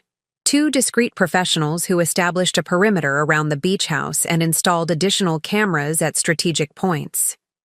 Richard had spared no expense, hiring a firm that specialized in protecting high-profile clients during contentious divorces. Their presence was both reassuring and sobering. A reminder that Cole's desperation made him unpredictable, potentially dangerous. "We've run a thorough sweep of the property," the team leader, a former military officer named Garcia, informed me. "No surveillance devices, no signs of attempted entry. We'll maintain 24-hour coverage until further notice." Cameron arrived shortly. Before noon, her car followed by an unmarked security vehicle that had intercepted her at the main road, a precaution to ensure Cole hadn't tracked her again. "I'm so sorry," she said immediately, pulling me into a tight hug. "I had no idea he was following me. I should have been more careful." "It's not your fault," I assured her. "Cole's resources and desperation make him formidable. But it's handled now." I gestured toward Garcia, who was conducting another perimeter check. Richard made sure of that. Inside, over lunch, I recounted the confrontation with Cole, his attempts at manipulation, his barely veiled threats. "He's unraveling," Cameron observed. "The Cole Taylor I've known for years would never risk such a public confrontation. He's always operated behind the scenes, pulling strings without showing his hand. That's what makes him dangerous now," I said quietly. "He's not calculating anymore. He's reacting. And he blames me for everything. The investigation, his parents' disapproval, the freezing of his assets. In his mind, if I would just cooperate, all his problems would disappear." My phone rang. Mario, returning my call from the previous night. I put him on speaker. "I've submitted an emergency restraining order based on last night's incident," he said without preamble. "The judge should sign it today. In the meantime, stay with your security team. Don't go anywhere alone." "What about the court date next week?" I asked. "Cole will be there. We'll have additional security arranged, and given what happened, I'm going to request that Cole be required to stay a minimum distance from you in the courtroom." After we hung up, Cameron looked at me with concern. "Are you sure you want to go through with the hearing? Maybe Mario could request a postponement." I shook my head firmly. "No more delays. The longer this drags on, the more opportunity Cole has to find ways around the asset freeze, to pressure witnesses, to cause problems. I need this to be over." The next few days passed in tense vigilance. I continued working remotely, tried to maintain my new routines, but the carefree peace I had found at the beach house had been disturbed. Every unusual sound, every passing car drew my attention. Garcia assured me their team had encountered no further signs of Cole, but I couldn't shake the feeling that he was watching, waiting. 3 days before the court hearing, Veronica called with news that simultaneously relieved and alarmed me. "Cole Taylor has been arrested," she said, her voice professionally neutral. "The grand jury returned indictments on multiple counts of wire fraud, financial institution fraud, and securities fraud." My breath caught. "When?" "This morning. He's being processed now and will appear before a judge for arraignment tomorrow." "What does this mean for the divorce hearing?" "It complicates things," Veronica admitted. "His criminal attorney will likely request a continuance for the divorce proceedings while they deal with the criminal charges, but ultimately, this strengthens your position significantly. The evidence that led to his arrest is now part of the public record, which your divorce attorney can reference."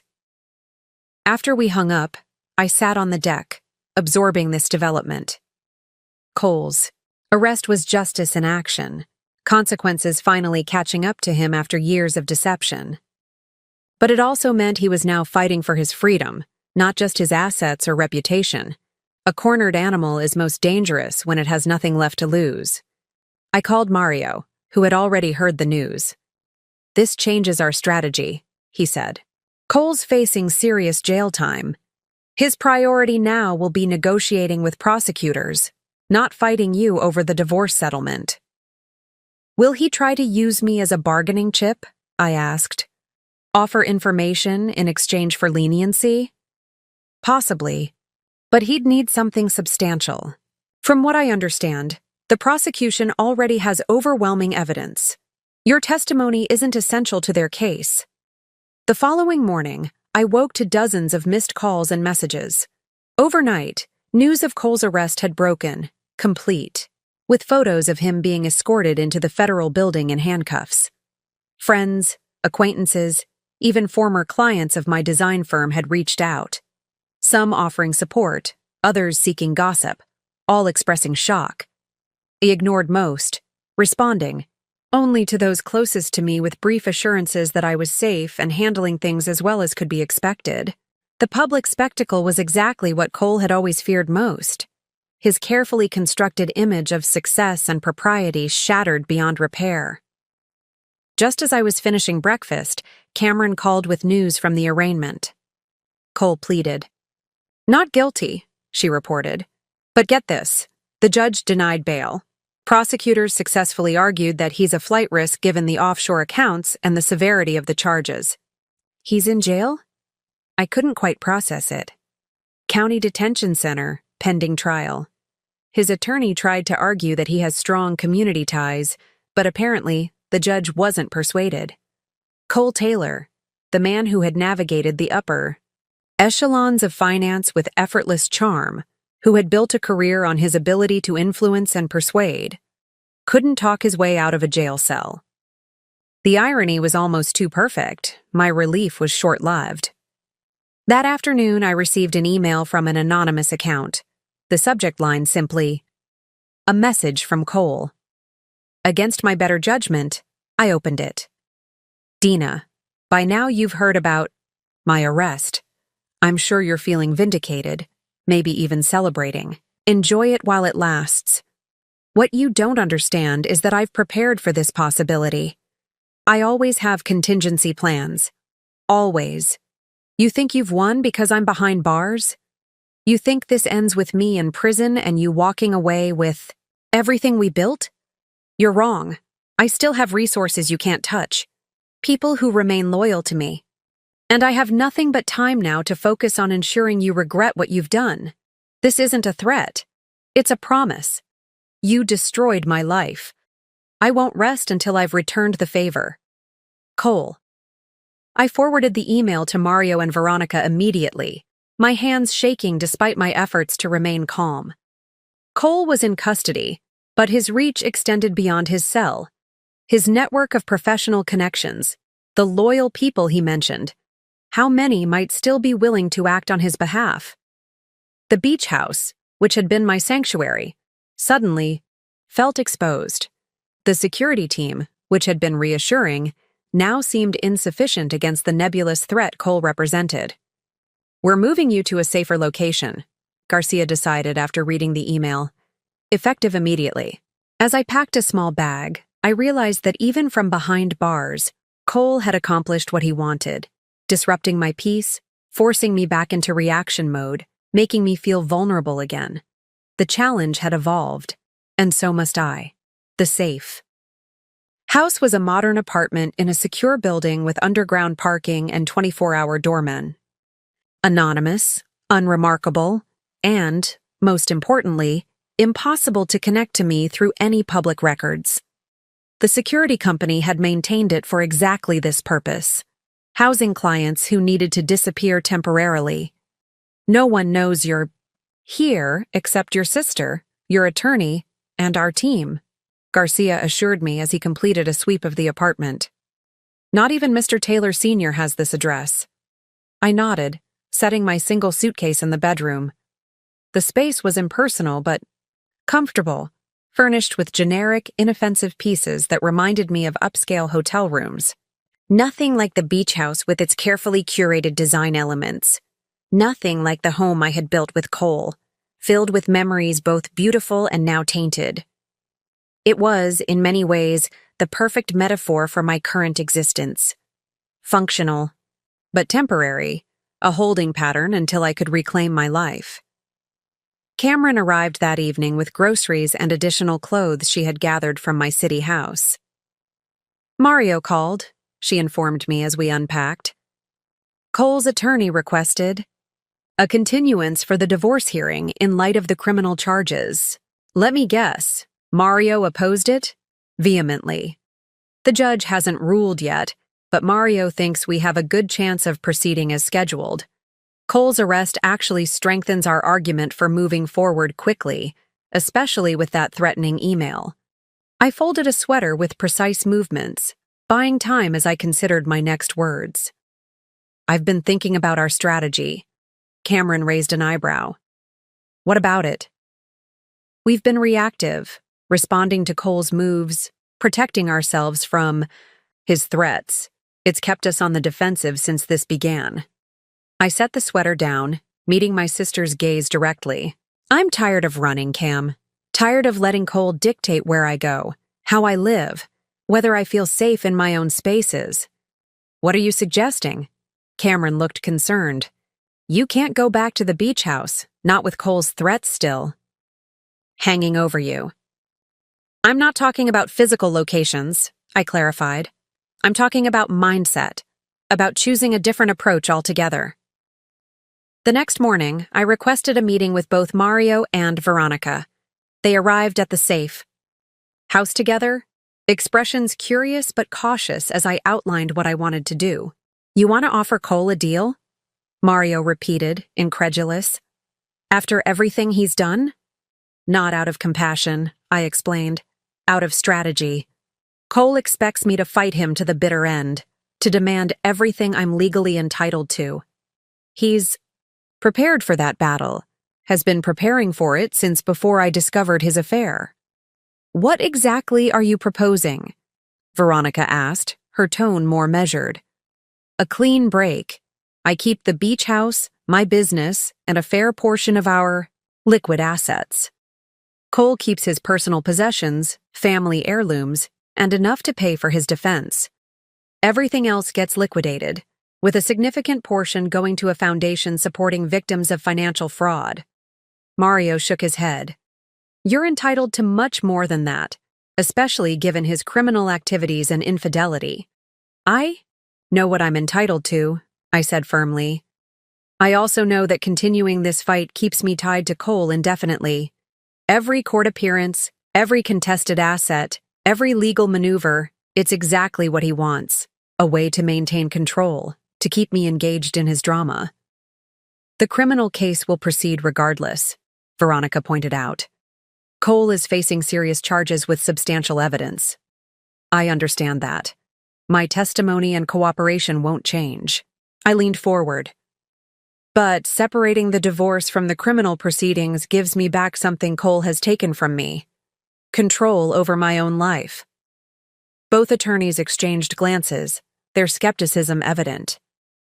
There's one more element to my proposal, I continued. I want to visit Cole in jail, Present the offer myself, face to face? Absolutely not, Mario responded immediately. He threatened you explicitly. You have a restraining order. This would be both dangerous and potentially damaging to our case. It would be supervised, I countered, in a secure facility with guards present. Cole can't hurt me physically there. And psychologically? Cameron interjected from where she had been listening quietly. What about the impact of facing him again after everything? I turned to my sister, appreciating her concern. That's precisely why I need to do this. As long as I'm afraid to face Cole, as long as I'm running from confrontation, he still has power over me. I need to look him in the eye, on my terms, and show him I'm not afraid anymore. The room fell silent as they absorbed my words. Finally, Veronica spoke. I understand your reasoning, but there are serious risks to consider. Your offer, while generous, might be interpreted as weakness by Cole, and visiting him could give him an opportunity to manipulate or threaten you further. Or, I suggested, it could shock him enough to consider the offer. Cole expects me to be vindictive, to want revenge. An approach based on principled disengagement rather than punishment might be the one thing he hasn't prepared for. After more discussion and several compromises, including having both attorneys present during the jail visit and preparing a formal written agreement beforehand, they reluctantly agreed to my plan. The visit was arranged for the following day, before Cole could be transferred to a federal facility.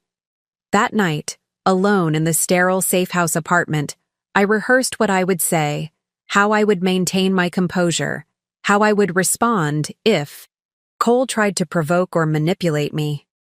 I wasn't naive enough to believe he would simply accept my offer, grateful for my generosity. More likely, he would view it as a trap, searching for the hidden agenda behind my apparent reasonableness. But there was no hidden agenda, just the clear-eyed recognition that freedom, real freedom, meant walking away from the fight Cole wanted to have, choosing instead the path that would most quickly and completely sever our connection. Cameron called just before midnight. Are you sure about tomorrow?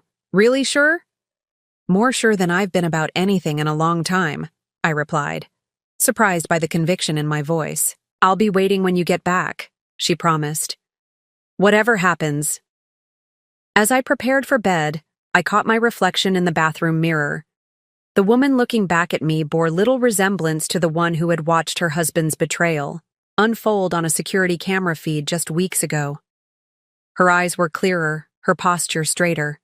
Most noticeably, the anxious desire to please, to accommodate, to smooth over conflict, Cole's preferred qualities in me, had vanished. Tomorrow, I would face the man who had betrayed me, threatened me, tried to destroy me. And I would offer him a path to resolution that served my interests, not his need for continued conflict. It wasn't forgiveness. It was freedom. The county detention center was a stark, concrete structure ringed by chain-link fences topped with razor wire. As we passed through multiple security checkpoints, I felt a strange sense of calm settle over me. The visiting room, a sterile space divided by a thick glass partition with intercoms for communication, removed any possibility of physical threat.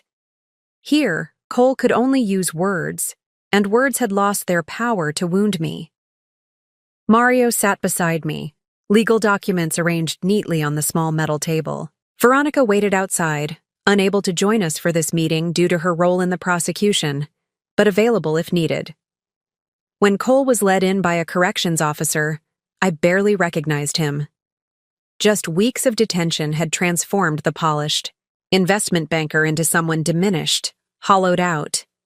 The expensive suits were replaced by an orange jumpsuit, the confident stride by shuffling steps limited by ankle restraints. Only his eyes remained unchanged, cold, calculating, watching me for weaknesses to exploit. He sat across from us, his expression shifting from surprise to wariness to a carefully constructed neutral mask. He picked up the intercom receiver, and I did the same. "This is unexpected," he said, his voice tinny through the speaker. Come to gloat?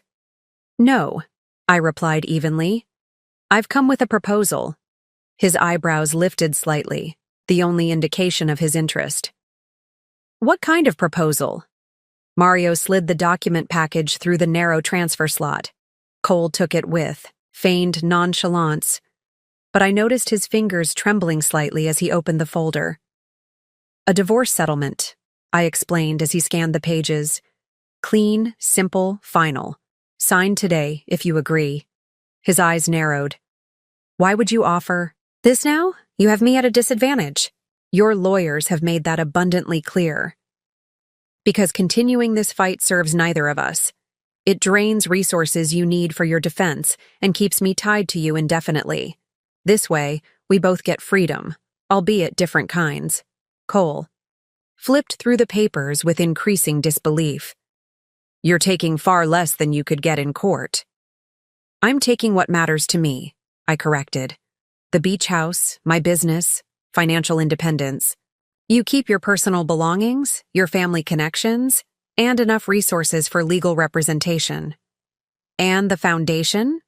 He gestured to a clause allocating a significant portion of our assets to a victim relief fund. That's just to humiliate me publicly. No, it's to do something constructive with money that would otherwise be consumed by our legal battle, something that helps repair some of the damage caused by financial fraud, not just yours, but others like you. Cole's jaw tightened at the comparison. You think you've figured it all out, don't you? The righteous wife taking the high road? There's nothing righteous about this, I said quietly. It's practical, strategic, the qualities you always claim to value. Something flashed in his eyes, recognition, perhaps. For the first time, he was seeing me clearly, not as the accommodating wife he had manipulated for years, but as an equal, strategist who had outmaneuvered him. And if I refuse? Mario spoke for the first time. Then we proceed with the original divorce filing. We'll seek maximum division of assets, including those you've attempted to hide offshore. The process will be lengthy, expensive, and public. Every detail of your affairs, your financial misconduct, your threats, all of it entered into the court record. Cole looked from Mario to me, searching for the trap. Why are you really doing this, Dina? I met his gaze steadily. Because I want to be free of you, Cole. Completely free. Not just legally, but psychologically. Fighting you for years keeps me bound to you, keeps me reacting to you. This way, I close this chapter definitively and move forward with my life. While I rot in prison, he added bitterly. Your criminal case is separate from our divorce, I reminded him. Nothing in this agreement affects those proceedings. That's the consequence of your own actions, not my choice. Cole fell silent, studying the documents more carefully now. I could see the calculations running behind his eyes, the weighing of options, the assessment of best possible outcomes given his circumstances.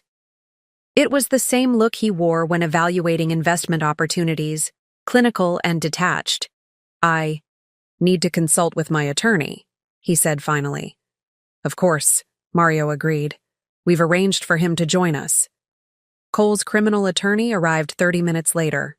The two spoke privately in a separate room while Mario and I waited, neither of us speculating aloud about the outcome. When they returned, Cole's demeanor had shifted subtly. The initial hostility had receded, replaced by a grim pragmatism. I'll sign, he said, his voice flat. With 2 amendments. He outlined minor changes regarding personal items he wanted to retain. His grandfather's watch, some specific artwork, small concessions that cost me nothing to grant. As we finalized the paperwork, Cole kept glancing at me, as if trying to reconcile the woman before him with the wife he thought he had known. You've changed, he said finally, as he signed the last page. No, I corrected him. I've always been this person. You just never bothered to see me clearly. With the final signature, 8 years of marriage ended not with drama or recriminations, but with the quiet efficiency of a business transaction. As the officer prepared to escort Cole back to his cell, he paused. "This doesn't change anything about how I feel," he said, his voice low. "About what you did to me. I didn't do this to you, Cole. You did it to yourself." I gathered my copy of the signed agreement, standing to leave. "And how you feel doesn't matter to me anymore." His face hardened at my indifference. Perhaps the greatest blow to a man who had always measured his worth by his impact on others. The door closed behind him with a heavy metallic thud, symbolic in its finality. Outside, in the harsh sunlight of the parking lot, Veronica waited by her car. "How did it go?" "It's done," I said simply. "He signed." She looked surprised. "Honestly, I didn't think he would. His attorney has been fighting us at every turn." "Cole's a strategist at heart," I explained. Once he realized this was his best available option, emotion became irrelevant. As we drove away from the detention center, I felt a weight lifting. Not suddenly, not completely, but noticeably. The divorce was settled. The legal entanglements that had bound me to Cole were dissolving. What remained was the work of psychological separation, of rebuilding a life defined by my own choices rather than his betrayal. That evening, as I packed to return to the beach house, now secure with an expanded security system and the knowledge that Cole was both incarcerated and legally separated from me, Cameron asked how I felt. "Vindicated?" she suggested. "Relieved?" I considered the question carefully. "Free," I said finally. "I feel free." And for the first time since discovering Cole's betrayal, I realized it was true. 1 year later, I sat across from a woman named Melissa in a quiet corner of a beachfront cafe near my home. Her hands trembled slightly as she stirred her untouched coffee, her wedding ring catching the afternoon light. "I don't know what to do," she confessed, her voice barely above a whisper. "The evidence is right there on his phone, but when I confronted him, he made me feel like I was crazy, like I was the one with the problem for checking his messages." Nodded, recognizing the familiar pattern. Cameron had connected us after meeting Melissa at a fundraiser, a woman trapped in the same web of gaslighting and manipulation I had once been caught in. "He says he'll change," Melissa continued. It was just one mistake, that I'm overreacting." She looked up, her eyes searching mine. "Am I?" "No," I said firmly. "You're recognizing a pattern that part of you has probably sensed for a long time. But 8 years of marriage?" She trailed off, the same justification I had once used. "Tell me something," I said gently. "If your best friend came to you with this exact situation, what would you tell her?" Melissa fell silent, considering. "I'd tell her she deserves better." The realization seemed to surprise her. "I'd tell her that someone who truly loves her wouldn't betray her trust, then blame her for being upset about it." "Exactly. But it's different when it's your own life," she argued weakly. "There's so much history, so much at stake." "I know," I acknowledged. "I sat where you're sitting now. I made all the same excuses. I tried to rationalize behavior that was fundamentally irrational." "What changed for you? What was the turning point?" I considered the question carefully. It wasn't just discovering the affair, though that was the catalyst. It was realizing that the man I thought I married had never really existed. The real turning point was when I stopped trying to save what I had lost and started building what I needed instead. "Freedom," she murmured, echoing the word I had used moments earlier when describing my journey.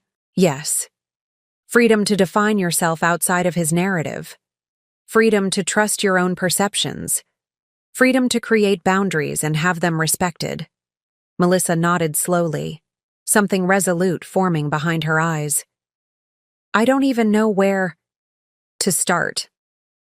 I reached into my bag and handed her a folder, not unlike the one I had once received from Lucy, though with very different contents. Inside were resource lists, legal information, financial planning worksheets, contact information for supportive professionals. You start by knowing you're not alone, I said, and by remembering that the path out exists, even when you can't see it clearly yet. As we parted ways, Melissa hugged me tightly. "Thank you," she whispered, "for showing me it's possible to get through this."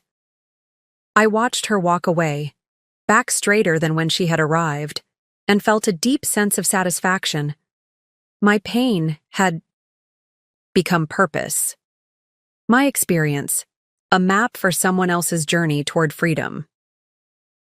2 years after that fateful security alert on my phone, I stood on the deck of my beach house watching the sunset paint the ocean in shades of gold and crimson. The trial was long over. Cole had eventually pleaded guilty to reduced charges in exchange for cooperation against larger players in the financial fraud scheme. He was serving a 5-year sentence in a minimum security federal prison, his empire dismantled, his reputation destroyed. I no longer tracked his legal proceedings or cared about his circumstances. That chapter had closed definitively with our divorce, exactly as I had intended when offering the settlement. My design business had flourished, expanding beyond commercial spaces to include residential renovations for women rebuilding their lives after difficult endings. The beach house had become not just my home, but occasionally a retreat for others needing temporary sanctuary while finding their footing. I turned on the recording device on my desk, speaking directly to those who would hear my story. If you're listening to this, perhaps you're standing where I once stood, at the shocking discovery of betrayal, at the crossroads of fight or flight, at the terrifying precipice of an unknown future. I want you to know something I didn't understand when I first saw Cole leading another woman into our cabin. This moment, however painful, is not the end of your story. It's the beginning of a different one, potentially a better one than you can currently imagine. When I changed those locks and security codes, I wasn't just securing physical spaces. I was reclaiming my agency, declaring that I alone would determine who had access to my life. The greatest power we have isn't in controlling others. It's in refusing to be controlled.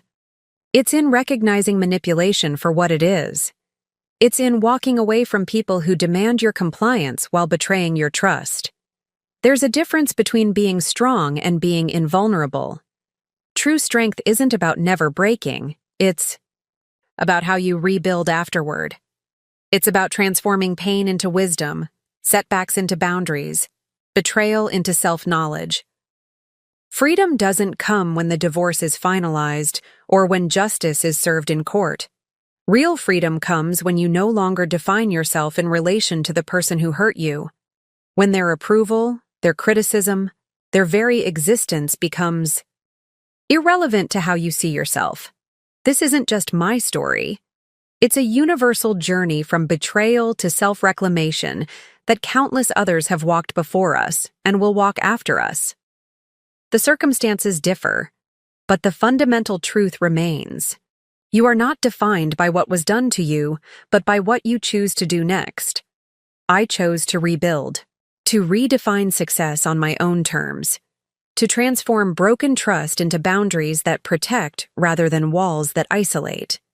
No matter where you are in your journey, whether you've just discovered the betrayal or you're years into rebuilding, remember that reclaiming your power isn't a single decision, but 1,000 small choices made daily. Each time you trust your instincts, speak your truth, or establish a boundary, you're changing the locks on your life, determining who and what deserves access. The most important security system isn't the one that protects your home. It's the one that guards your sense of self. And that system is built through the courageous act of choosing yourself repeatedly, even when it's difficult, especially when it's difficult. That's the key no one can take from you. That's the code no one can change. I switched off the recorder and turned back to the horizon, where the last light of day met the endless possibility of the ocean. A fitting metaphor for endings that are really beginnings, for the boundless future that opens. when you finally close the door on what no longer serves you. Up next, you've got 2 more standout stories right on your screen. If this one hit the mark, you won't want to pass these up. Just click and check them out. And don't forget to subscribe and turn on the notification bell so you don't miss any upload from us.